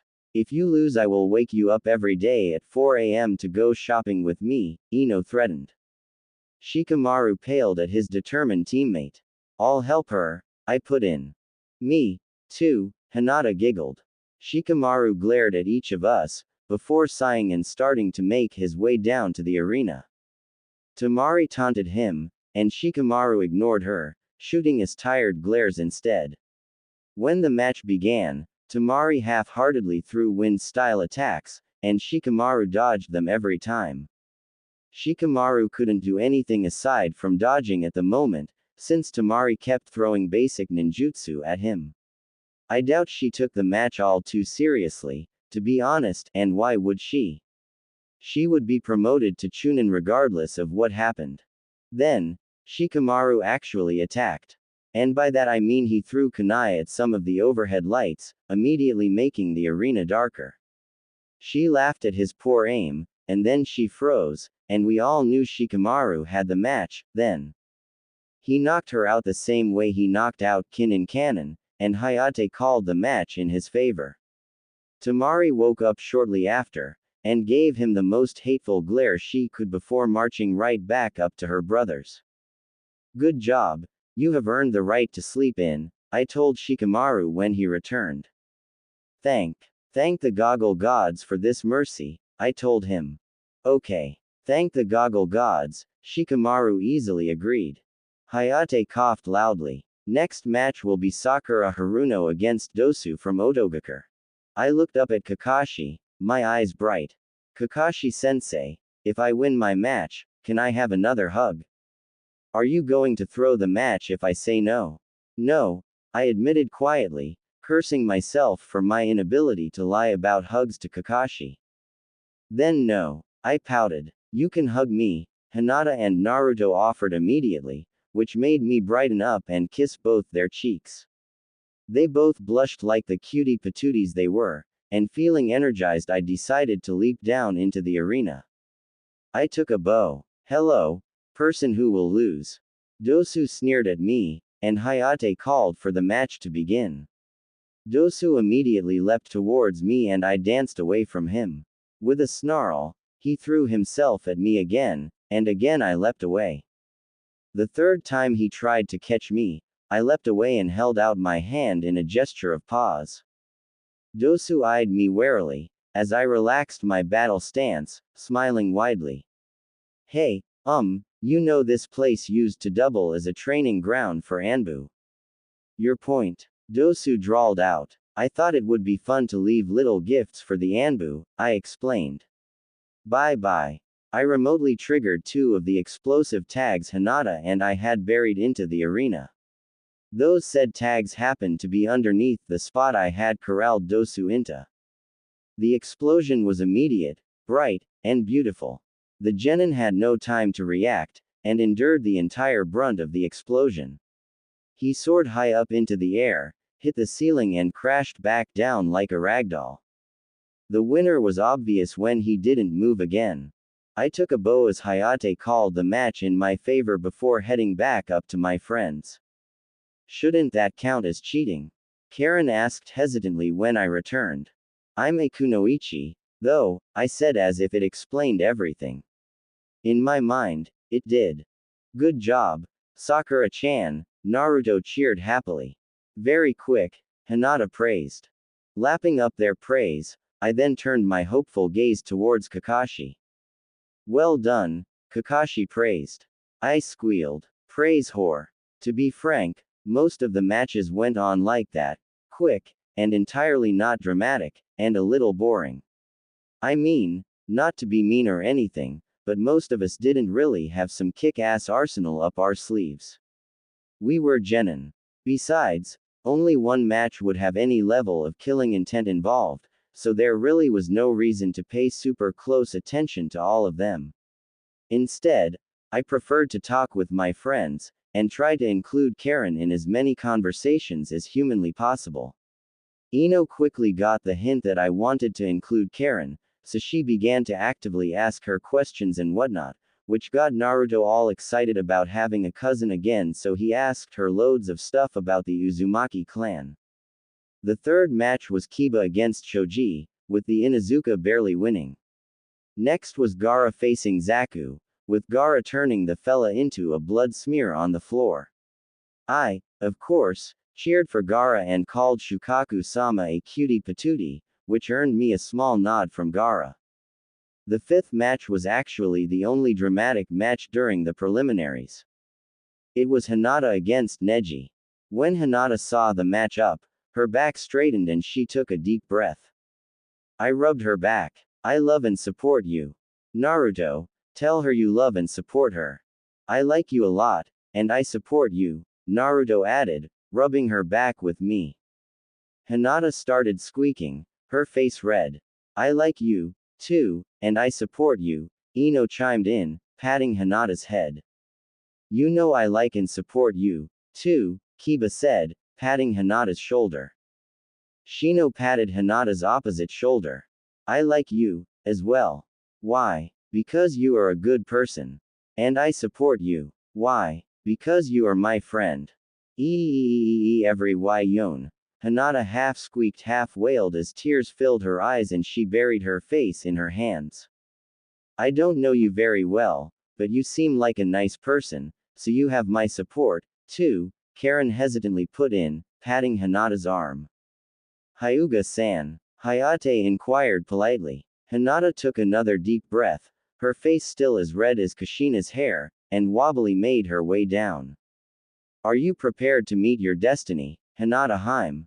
Neji spat. Today you will lose, as the weakling you are. Hinata began, then took a deep breath and smooshed her cheeks together. I am not weak. Begin. He lunged at her with every ounce of hatred he had. Their punches and kicks were a blur as they rapidly engaged in a terse battle of taijutsu. Neji definitely landed more blows than Hinata, but Hinata had grazed him successfully more than once. Neji was slowly forcing Hinata back, and after another minute of fighting, Hinata had to leap away, her breaths ragged. Her right arm dangled listlessly at her side, and I noticed that Neji's own left arm was twitching. She must have grazed one of his tenketsus. Not enough to entirely limit his mobility, but enough to make it difficult to utilize. Atta girl. Then Hinata smiled at Neji, and said, now I know why the goggle gods told Sakura-chan to have me practice that for so long. Neji's glare never wavered, until Hinata's chakra flexed and her once useless arm jabbed out and she clenched her right hand into a fist. Neji's face transformed into shock, before utter frustration took a hold in his eyes. How? This is a battle that we should have had a long time ago, Hinata said softly. I'm sorry that only now I am able to face you. It doesn't matter, Neji snapped. You will lose today because that is your destiny. Our destinies are greater than a simple exam, Hinata told him. Our destinies are whatever we can reach for. I know you can do better than worry about a silly test. You are so much better than that Neji-Nisan. Hinata paused and smooshed her cheeks together. I am wetter than that. My heart melted then and there, I swear. Shut up, Neji snarled, throwing himself at Hinata with renewed strength. His blows were brutal and the sounds of chakra slapping against chakra echoed throughout the arena. He forced Hinata step back, after step. No, wait, he's not forcing her back. She's guiding him somewhere. She's guiding. Then Hinata jumped high up into the air and landed a little ways from Neji, relaxing her posture. Neji's face contorted when he realized her posture, and he shifted his stance, preparing to leap at her again. Neji-Nisan, Hinata said softly, a spark in her eyes, fair warning, but I helped Sakura-chan plant the explosions. Neji's eyes widened comically as Hinata remotely detonated another explosion. Neji had a greater reaction time than Dosu, though he understood Hinata's warning as soon as she said helped Sakura-chan, and was already on the move. Unfortunately for him, the explosion was simply too great to entirely avoid. The force knocked him off his path and he soared through the air uncontrollably. Hinata took that chance and leapt at him as soon as he landed, disabling the rest of the tenketsu in his arms. She kneeled beside him, smiling softly and warmly. You did wonderfully, Neji-Nisan. I am proud to be your sea cousin, and I truly am sorry for all the horrors you had to endure throughout the years. You may not believe me, yet, but I hope in time you will. I swear, Neji-Nisan, as I have won today, I will win against all those out-of-date traditions in the Hyuga family. I will change it for the best. Neji continued to glare at the shining Kunoichi stonily, refusing to say a word. Hinata's smile took on a sadder turn, and she reached out and patted his cheek. I will gladly take on your hatred now, Neji-Nisan, if that's what it takes. I'm sorry I was not strong enough before. His glare faltered for a moment, and the wounded child looked away from the bright princess. Hinata looked up at the proctor. He will have to be taken to the urgency care to treat his injuries. May I go with him? Hayate nodded. Yes. You have my permission. When the stretcher took Neji away, Hinata followed after him, the warmth never leaving her smile as she looked after him. Hail the therapy no jutsu via Hina-chan. Hinata's a badass, Naruto exclaimed. I nodded my head. Yep.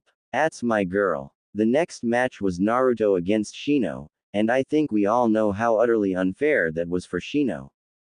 Naruto won, then it was time for Sasuke's match. The Uchiha was still fairly groggy, but luckily for him he was against Ino who was reluctant to really harm him.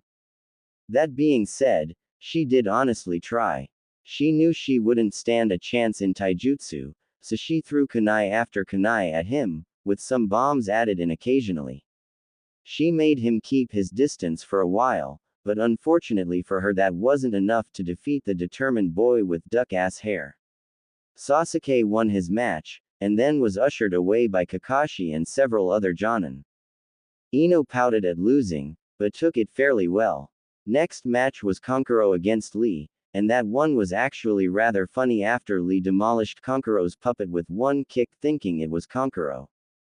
The puppet master forfeited immediately afterwards, which left Lee a little disappointed. Lastly, was Kin against Tenten, and that fight was much more evenly matched than the other ones had been, with Tenten scoring a solid victory with a few scrapes and bruises. Kakashi came back about halfway through that match and accepted my hug without much resistance, while I continued to talk with those around me. Our latest talk had devolved into an argument over what was the greatest movie of all time, with the Yuki Haim movies being pitted against some weird dragon movie that had absolutely no romance in it whatsoever. Then again, neither did Yuki Haim movies, but at least she had a nice butt to admire during the entire movie. When the last preliminary was over, Hayate called for our attention back up on the screen. Round 1. Hinata Hyuga vs Shikamaru Nara. Round 2. Sakura Haruno vs Tenten. Round 3. Naruto Uzumaki vs Kiba Inuzuka. Round 4. Karen Uzumaki vs Lee Rock. Round 5. Uchiha Sasuke vs Gaara. Round 6. Winner of Round 1 vs Winner of Round 2. Round 7. Winner of Round 3 vs Winner of Round 4. Round 8. A free-for-all of the winners of Round 5, 6, and 7. The final part of the exam will be held in 1 month, tournament style. The screen shows who you will be facing for your first match. Further information will be provided by your senseis within a week. Dismissed. I leapt towards Kakashi, throwing my arms around him and burying my face in his side. I felt him sigh, then proceed to ignore me as he addressed Naruto. We'll meet up tomorrow around noon, same training ground. Grats on all of you making this far. Will you give me private lessons, Kakashi-sensei? I pleaded, batting my eyes at him. I promise I'll be a good girl. Unless you would rather I be a bad. Bye, Kakashi said abruptly before substituting himself with Naruto and disappearing in a puff of smoke. I sighed as I began to absently stroke Naruto's fluffy hair.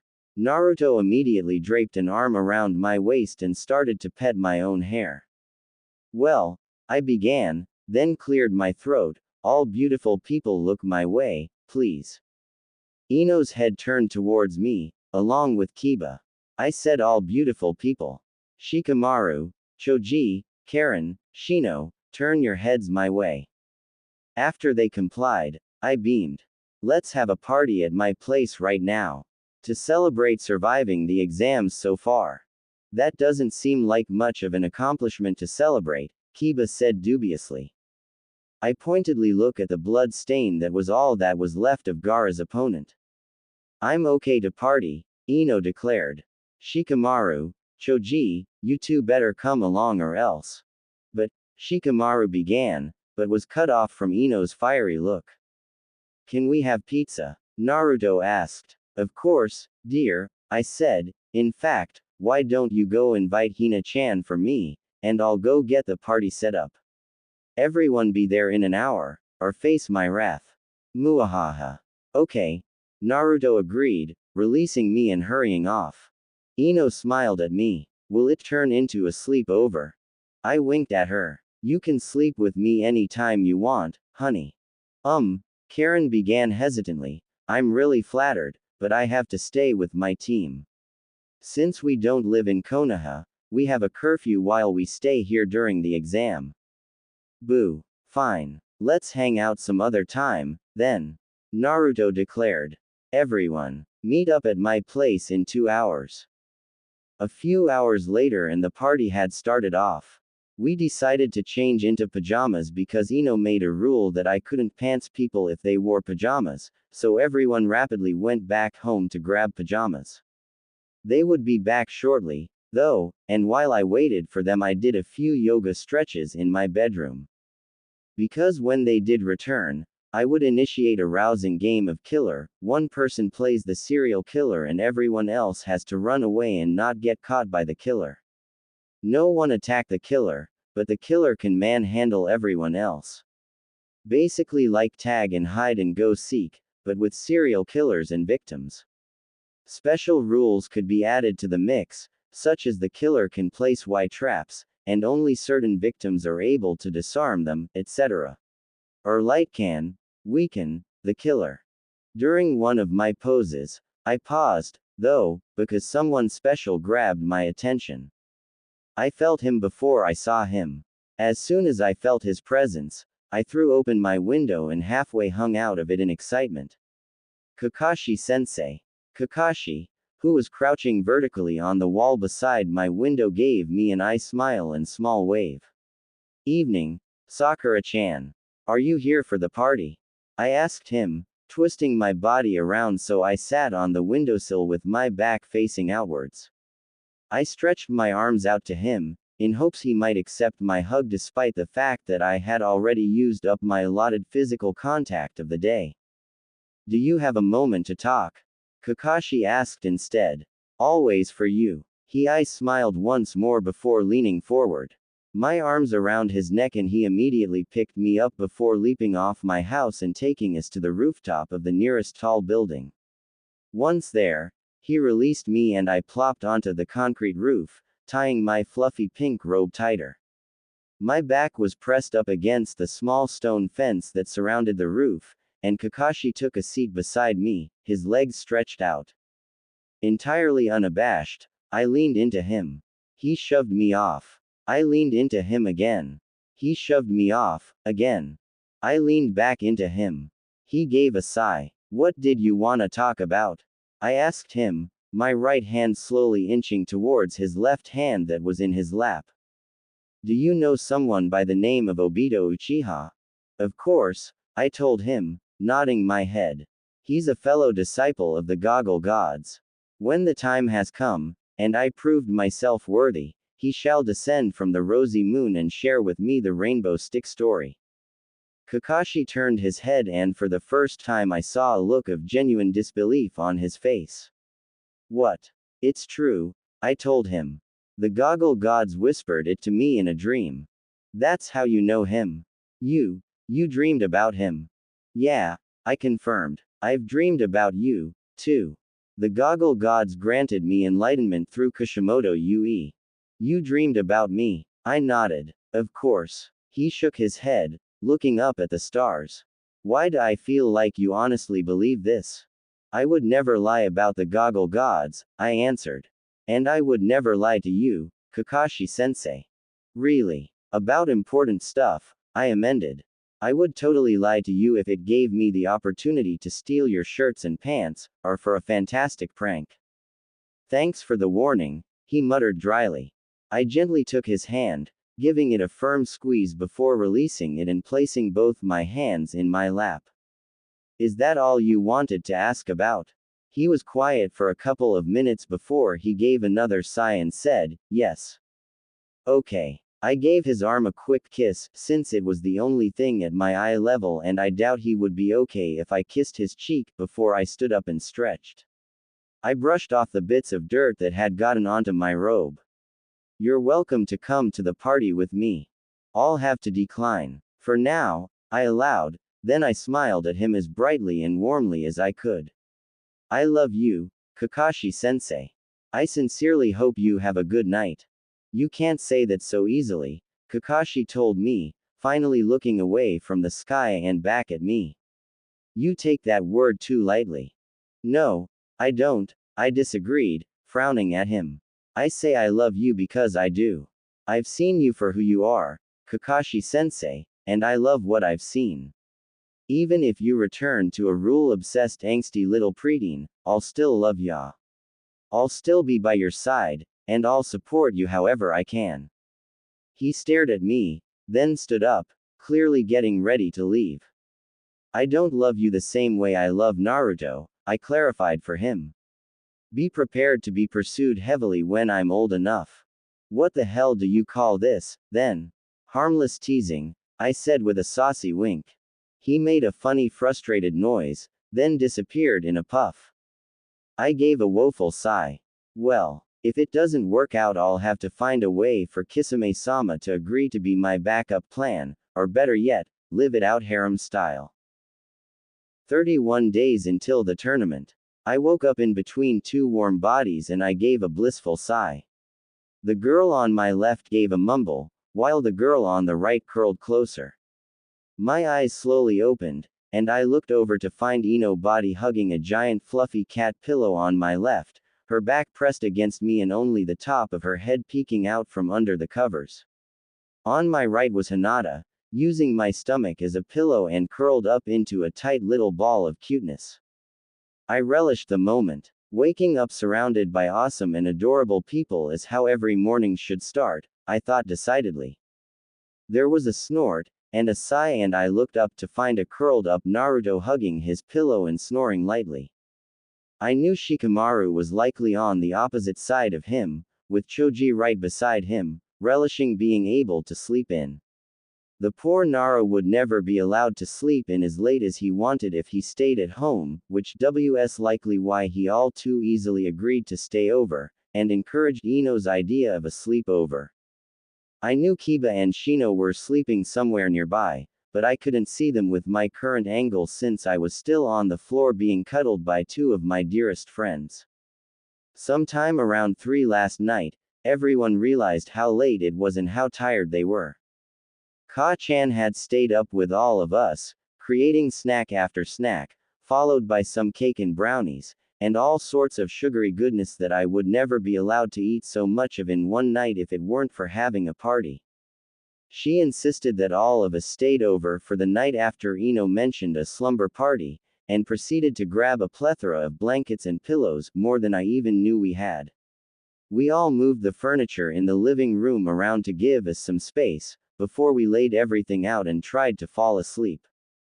Obviously we didn't fall asleep until, 5, but still. The smell of bacon had been what originally woke me up, and I knew the others would be waking up, too.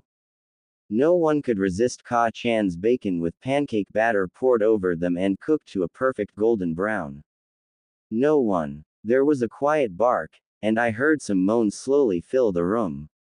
Ino mumbled and I felt her stretch beside me, tugging on some of the blankets we shared. Hinata sat up slowly, rubbing the sleep out of her eyes and yawning widely. Good morning, beautiful ladies, I greeted, sitting up and hugging Hinata. The princess mumbled a soft reply, groggily hugging me in return. Ino sat up by that point, and leaned heavily on me. I smell bacon, Naruto whispered, sitting up and rubbing his face. You would be correct, Ka-chan called out from the kitchen. Bacon, pancakes, eggs, hash browns, toast, I've got breakfast ready for everyone. Praise be to breakfast, I heard Choji declare. Like one mob of groggy preteens, we got out of our sleeping mats, bags, and nest of blankets and congregated into the kitchen to help ourselves to the buffet-style breakfast Ka-chan had set up. Once we had all grabbed food, we gathered on the floor of the living room and ate, quietly talking with one another as we still woke up. Kiba took a long swig of orange juice before he grimaced. Last night was crazy. I can't believe how intense that game of killer got. I take everything up to an 11, I said. Every night is wild with me. I believe it, Kiba agreed, shoving a pancake in his mouth. Intense. Watch that mouth of yours, Ino immediately scolded. Don't use that foul-ass language in the presence of a lady. She then giggled at her irony, which made Hinata and me giggle, too. Naruto, who was sitting on the opposite side of me, reached over to grab some of my bacon and I immediately swatted his hand away. He grabbed some more anyway. I gave an offended noise, and Hinata immediately placed some bacon on my plate, and I gave her a bright smile in return. What time is it, anyway? Naruto asked, eating my bacon. Ka-chan poured me another glass of strawberry milk. Almost noon. Ah, we have to go meet with Kakashi-sensei, I remembered. Naruto moaned. He'll probably be late anyway. Even if he isn't, bastard deserves to wait on us for a change. I don't want to keep him waiting, I fretted. Ino reached behind Hinata and patted my shoulder. Sakura-chan, think of it this way. He'll have to think about you while he waits for you. Don't you want him thinking about you? Ooh, you make an excellent point. I then nodded. Very well, we'll eat then go meet up with everyone. Woo, Naruto cheered. We met up with Kakashi about an hour later, and I hug-tackled him per usual. I was surprised that Sasuke wasn't there, but then when I thought about it, it wasn't all that surprising. Kakashi pried me off him. I have a sensei scheduled to meet with you both and help you train for the tournament. I will be taking Sasuke away for private lessons. Naruto glared. What the hell? Why does he get special lessons while you pawn off on someone else? I'm the only one who can teach him to use the Sharingan, Kakashi began. In addition, you both know about the curse mark, so you should understand why it's important for him to be isolated. I whined. Kakashi-sensei, I can't go a whole month without you, though. That's too cruel. Sakura-chan, Kakashi said, his tone firm, but taking a gentler tone, you can't come with us, and I need you to not try and find us through your sensing ability. I have no doubt that if you put your mind to it, you could track us down, but the entire point of us leaving is to avoid contact with others. Not only for Sasuke's sake, but yours, as well. An entire month without Kakashi would suck, but given that it was during the exams, it was fine by me. I understood very well why it was important for Sasuke to stay away from others while the seal had time to mature and properly prevent Sasuke's curse mark from spreading. If Sasuke were to completely lose control, Kakashi might have to repress him, and I was certain he wouldn't want either of us to see that happen. In addition, the Jiraiya would be coming into the village and I was beyond stoked to finally meet, hug, and fangirl over him. So, yes, I could deal with Kakashi running off for a month even if it would be one of the longest months of my life, and that was counting during my first life when my mother took me off her trial medication to see what kind of symptoms of withdrawal I experienced. But I couldn't resist the potential bribery practically begging me to take advantage of. As a haggler of life, I took it upon myself to make the most out of every opportunity given to me. It would be utterly shameful of me to ignore such an easy situation. I gave him a wide-eyed puppy dog look. But, Kakashi-sensei, oh, fine, but only if you give me a kiss on the cheek when you return. I won't accept anything less. I knew that was probably never going to happen, but I had to highball now with a kiss on the cheek in order to get the perfectly reasonable 2 hugs when he returned. Fine, Kakashi agreed, now that that's settled. I gasped, my heart soaring. Ebisu will be arriving here shortly. Behave. No butt grabs. Don't try to look for us. Bye. Then he was gone, and I never felt more happy in my entire life. Sakura-chan, your face is a little red, are you okay? I chose not to stick around to meet Ebisu. I had nothing against the man, of course, but I knew he would only want to enhance the basics, and I was already doing that on my own. I needed someone who could actually help me in the upcoming tournament. That, and I didn't want to chance ruining Naruto's meeting with his godfather. So, off to the library I went in search of ninjutsu I could learn and use for my upcoming fight with Tenten. The librarian greeted me with a warm, tired smile, instantly recognizing me. I returned a few of the medical texts I had finished thoroughly memorizing before inquiring where I could find ninjutsu scrolls for genin rank or below. Elemental jutsus were forbidden from academy students, but some were allowed to be checked out for genin. My nature was Earth. Doden, which was fan-friggin-tastic since I was going for a poison support area medical thing. Ideally I could hide behind some bomb-ass walls while peppering the battlefield with poisons and waiting for them to take effect. At least that was the end goal I had in mind for my offense. I searched the library for any form of wall-like jutsu I could use, and after an hour of searching I found what I was looking for. I checked out the scroll, and headed to our usual training grounds. I wasn't too surprised that Naruto and Ebisu were no longer there. Likely Ebisu wanted Naruto to perfect water walking, which wasn't a bad idea, since Naruto and Sasuke both still struggled to fight while water walking at the same time, and took him to the hot springs. After looking over the instructions for the jutsu several times, I began the process of learning to draw upon my elemental chakra. I had plenty of experience of manipulating elemental chakra, since I had to purge it from my own chakra before I could use Shozen.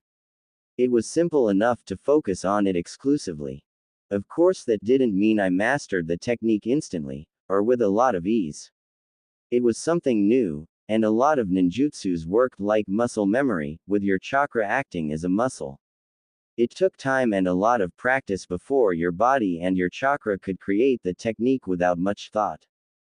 Not to mention that while I had been steadily increasing my reserves, they were still below average for genin. My civilian background prevented me from having the genetic advantage like many of my friends, and consequentially I had to work twice as hard to have an average amount of chakra. On the bright side, thanks to my amazing chakra control, I could utilize what little I had for maximum impact. I worked on jutsu throughout the day and well into the night. I decided that I would work on it for a few more days before I checked on Naruto, and hopefully meet Jiraiya. 29 days until the tournament. I knocked on Naruto's door well before sunrise, one breakfast for 5 courtesy of Ka-chan in hand. There was a minute of silence before the door opened and a groggy Naruto stood before me. He beamed as soon as he saw me and hug-tackled me. Sakura-chan. Good morning, my son, I greeted him, kissing his cheek. How has your training been? It's okay, Naruto said, pulling away from me and ushering me inside. I'm actually training with this huge pervert now. He reminds me a lot of you, actually, except nowhere near as fun and cuddly. Ah, you say the sweetest things, I cooed, holding up the giant bento box. Ka-chan made us breakfast. How's about ya introduce me to your new sensei today? Naruto agreed immediately, all too happily accepting the bento box and beginning to eat 3 out of the 5 meals, while I ate the other 2. Hey, Shinobi Kunoichi metabolisms combined with puberty was nothing short of demanding. Akamichi literally had to be constantly eating extremely fatty foods in order to gain weight, and keep a decent amount of fat in their system. We ate our breakfast, and Naruto put on a pot of tea for us. Once we were satisfied, he went about getting ready for the day, and by about 800 we headed off to meet Jiraiya. It was a bit of walk to get to the secluded forest on the outskirts of Konoha, but it was enjoyable since Naruto had plenty to talk about. When we arrived, Jiraiya was already there, sitting on a tree stump with his arms folded across his chest. I squealed upon seeing him, causing him to jump, and then I threw myself at him with my arms outstretched. Jiraiya-sama. Whoa, this is a first, Jiraiya said, accepting my hug tackle, and patting the top of my head. Who's the cutie? This is my best friend Sakura-chan, Naruto explained. She wanted to meet you. I love you, I told Jiraiya. I am a huge fan of yours. I haven't read your Ika Ika yet, but I want you to know that I am another mega super pervert in the making. Really? Jiraiya chuckled. It's true, Naruto said, she has her own harem. Really? Ah, also, I have a big of a favor to ask you, I began, blushing in embarrassment. I'm not allowed to leave the village over personal missions since I'm a genin, and the goggle gods told me you would be heading towards that direction when you looked for Boozy Princess. What? Jiraiya deadpanned. Naruto frowned. What did the goggle gods tell you now? I need the salamander summons, I explained, pulling out a small map I had drawn and giving it to Jiraiya. The goggle gods told me that Hanzo-sama disowned his salamanders during a fit of paranoia and hid them away here. What? Jiraiya repeated. When you rescue the Boozy Princess, I continued, nonplussed, you'll pass by where he put the scroll. If you could bring that back to me, I can make it worth your while. Jiraiya squinted at me. You make absolutely no sense. For starters, why would I agree to this? I smiled at him. I'm the greatest wingman you will ever encounter. You will never be without research with me around. I highly. Naruto shook his head. She's not someone you doubt, pervy sage. Let me prove it to you, I offered. I'll come back here around 7 tonight, and I'll treat you to a night out. If, for some odd reason, you don't get a swarm of women around you or have the time of your life, then I'll buy you lunch every day until the exams are over. If I do fulfill my end of the bargain, though, you bring me the salamanders. You're a box full of crazy, aren't you? And fun. Okay. If I get bored an hour in, though, I'm taking my food and leaving. You have yourself a deal. 3 a.m. the following morning. So do we have ourselves a deal? I asked Jiraiya, looking down at him while he was being hand-fed and doted upon by 3 beautiful darlings who cooed at him. He looked up at me, a little drunk, but with a wide, wide smile on his face. Sakura, you and I are going to get along great. I know. Praise be to the goggle gods. Praise be to the goggle gods. 25 days until the tournament. I sat beside Hinata while she worked on her calligraphy, filling her in on what Naruto was doing for training. Today she was resting from the intense training her father was putting her through in preparation for facing Temari. Naruto-kun is amazing, Hinata declared when I had finished. To be trained by a Sannin, no less. He must be so strong. Jiraiya-sama is the super-powered male version of me, I told her. Jiraiya-sama must be wonderful, Hinata decided, setting down her brush and turning to face me fully. How is your training going, Sakura-chan? Pretty well. I've got a sturdy wall, but not sure if it'll hold up under Tenten's attack. How about you? Well, Hinata said with a bright smile. It is a poor matchup for me, since my style is taijutsu dominant and that would make it exceedingly easy for Shikamaru to capture me with his technique, but father has a plan and we've been working on it for a while. I felt genuinely happy to see Hinata look so at ease, confident, and sincerely happy. She was nothing like she was just a handful of months ago, and the fact that I was part of the reason for that change warmed me like a gentle fire on a cold day. Excuse me, Hiyashi said, as he opened the door to Hinata's room. He gave me a terse nod, and a thin smile to Hinata. Will you be accompanying us for lunch and a spar, Sakura? I never say no to free food. 17 days until the tournament. I gave Karen's hand a squeeze as I guided her through Konoha and gave her the grand tour. We hadn't been able to meet up much, as her instructor didn't want her wandering off without supervision, especially since she was the only one from their village to make it to the finals, which made her all levels of nervous. It took much needling on my part before her instructor would allow her to walk around the village with me. Karen took every sight in with bright eyes. There were a few times she felt anxious, since Konoha was so big in comparison to Kusa. She wasn't used to large crowds of people, but when that happened we always took a break. I met up with Hinata and Ino with Karen, and the four of us spent part of the day touring Konoha, and the other half of the day doing mock spars. When it was time to return Karen due to her curfew, we left the young Uzumaki feeling happy and hopeful. I sincerely hope she would stay in touch in the years to follow, and that I did enough to keep her happy when, if she left with Orochimaru. 10 days until the tournament.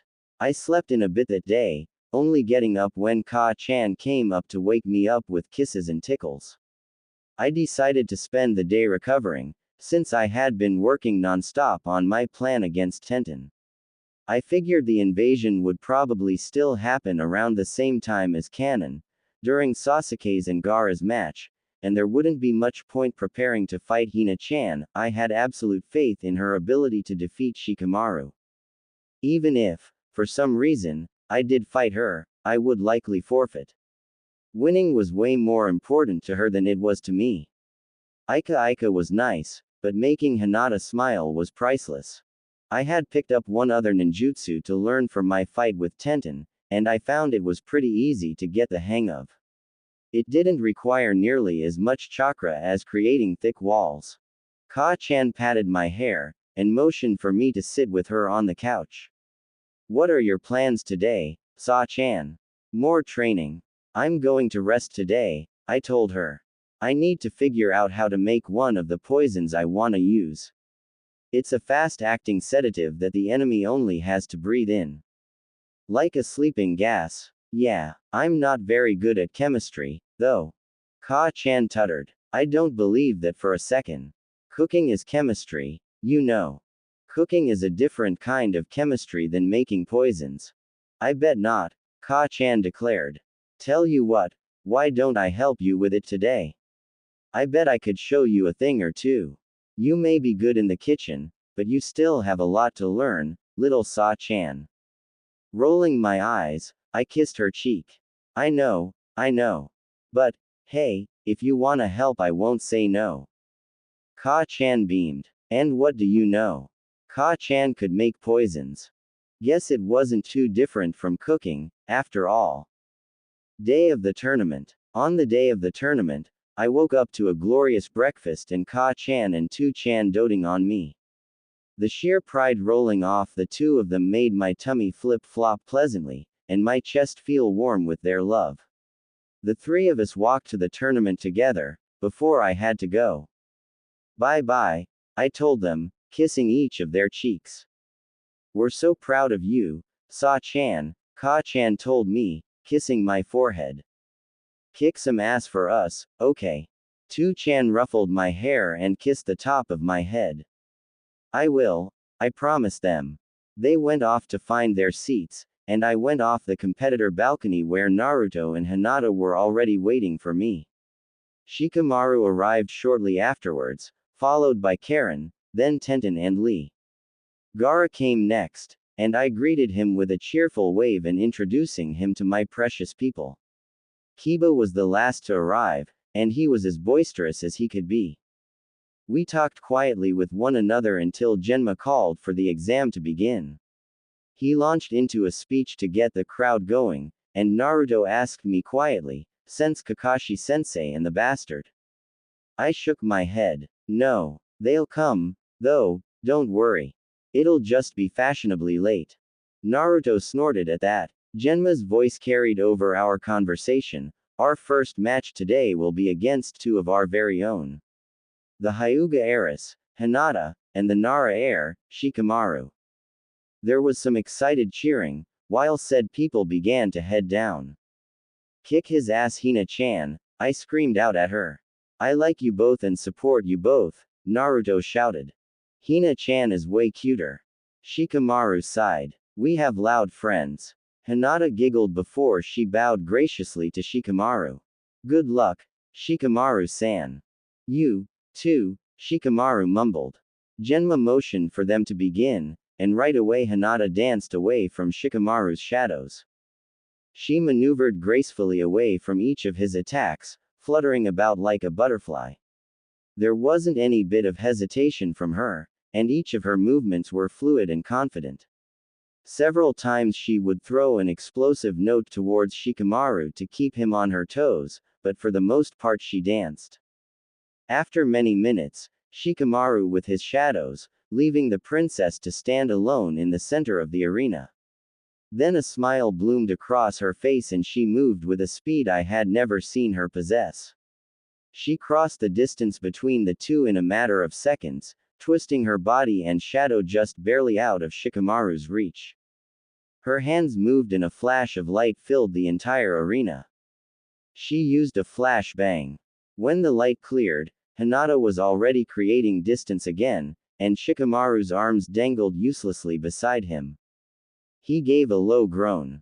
Forfeit. There's no way I could overcome this without serious damage to myself. The crowd roared its approval, and Hinata immediately went over to Shikamaru to unblock his Thankx. The two of them returned to our balcony, where I hugged Hinata and congratulated her. The next matchup is against two of our aspiring kunoichi. Tenten Higurashi against Sakura Haruno. I swung over the railing and dropped down into the arena, while Tenten followed behind me using the stairs at a much calmer pace. I took a bow towards Tenten, and she amicably returned it with one of her own. She looked up and smiled at me.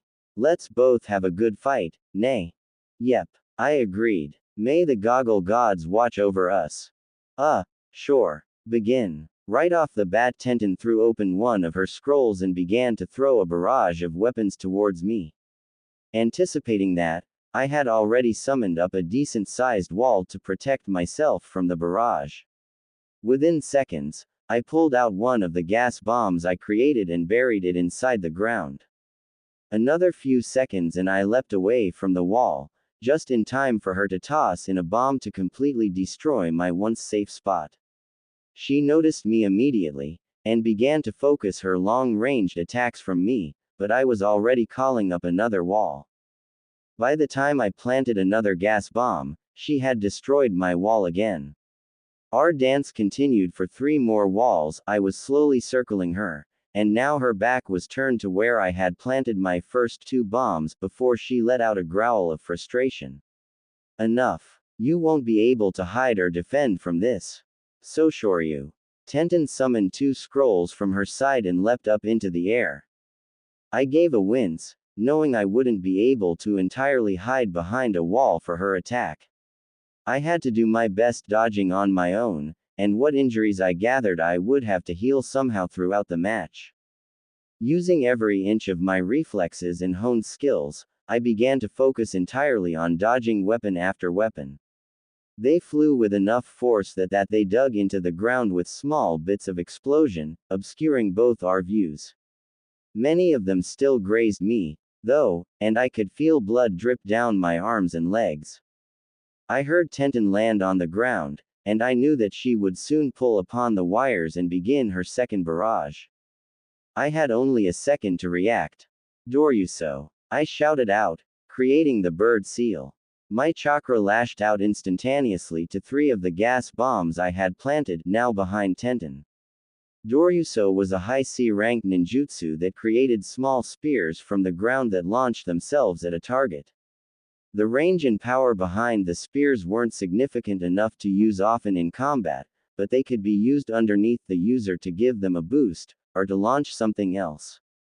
I used them to launch the gas bombs directly at Tenten from behind her. Her head snapped around, but she couldn't fully dodge the 3 poisonous explosions that bombarded her. She gave a gasp, dropping to her knees and clutching at her throat. While she struggled to breathe, it only hurt to breathe in, and wasn't toxic. I called upon my Shozen and healed the worst of my scratches. By the time I had healed up 5 injuries, Tenten had effectively passed out. Genma nodded at her. Winner. Sakura Haruno. The crowd roared and I took a bow. Medics came out to carry Tenten away, and one of them turned to me to inquire about the poison. Sedative. I reassured them, she'll wake up in an hour on her own. When I returned to the other contestants, Hinata and Naruto gave me congratulatory hugs. Great job, Sakura-chan. I knew you could do it. Hey, that was a poison, right? Does that mean you can make your own poisons now?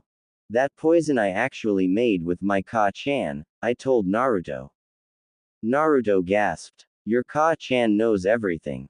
I nodded. She's almost as knowledgeable as the Goggle Gods. Wow. Our third match will be Kiba Inuzuka against Naruto Uzumaki, Genma called out. Naruto and Kiba both let out joyful yips and jumped off the balcony in a scramble to reach the center of the arena first. Genma called for it to begin, and Naruto created about 40 clones.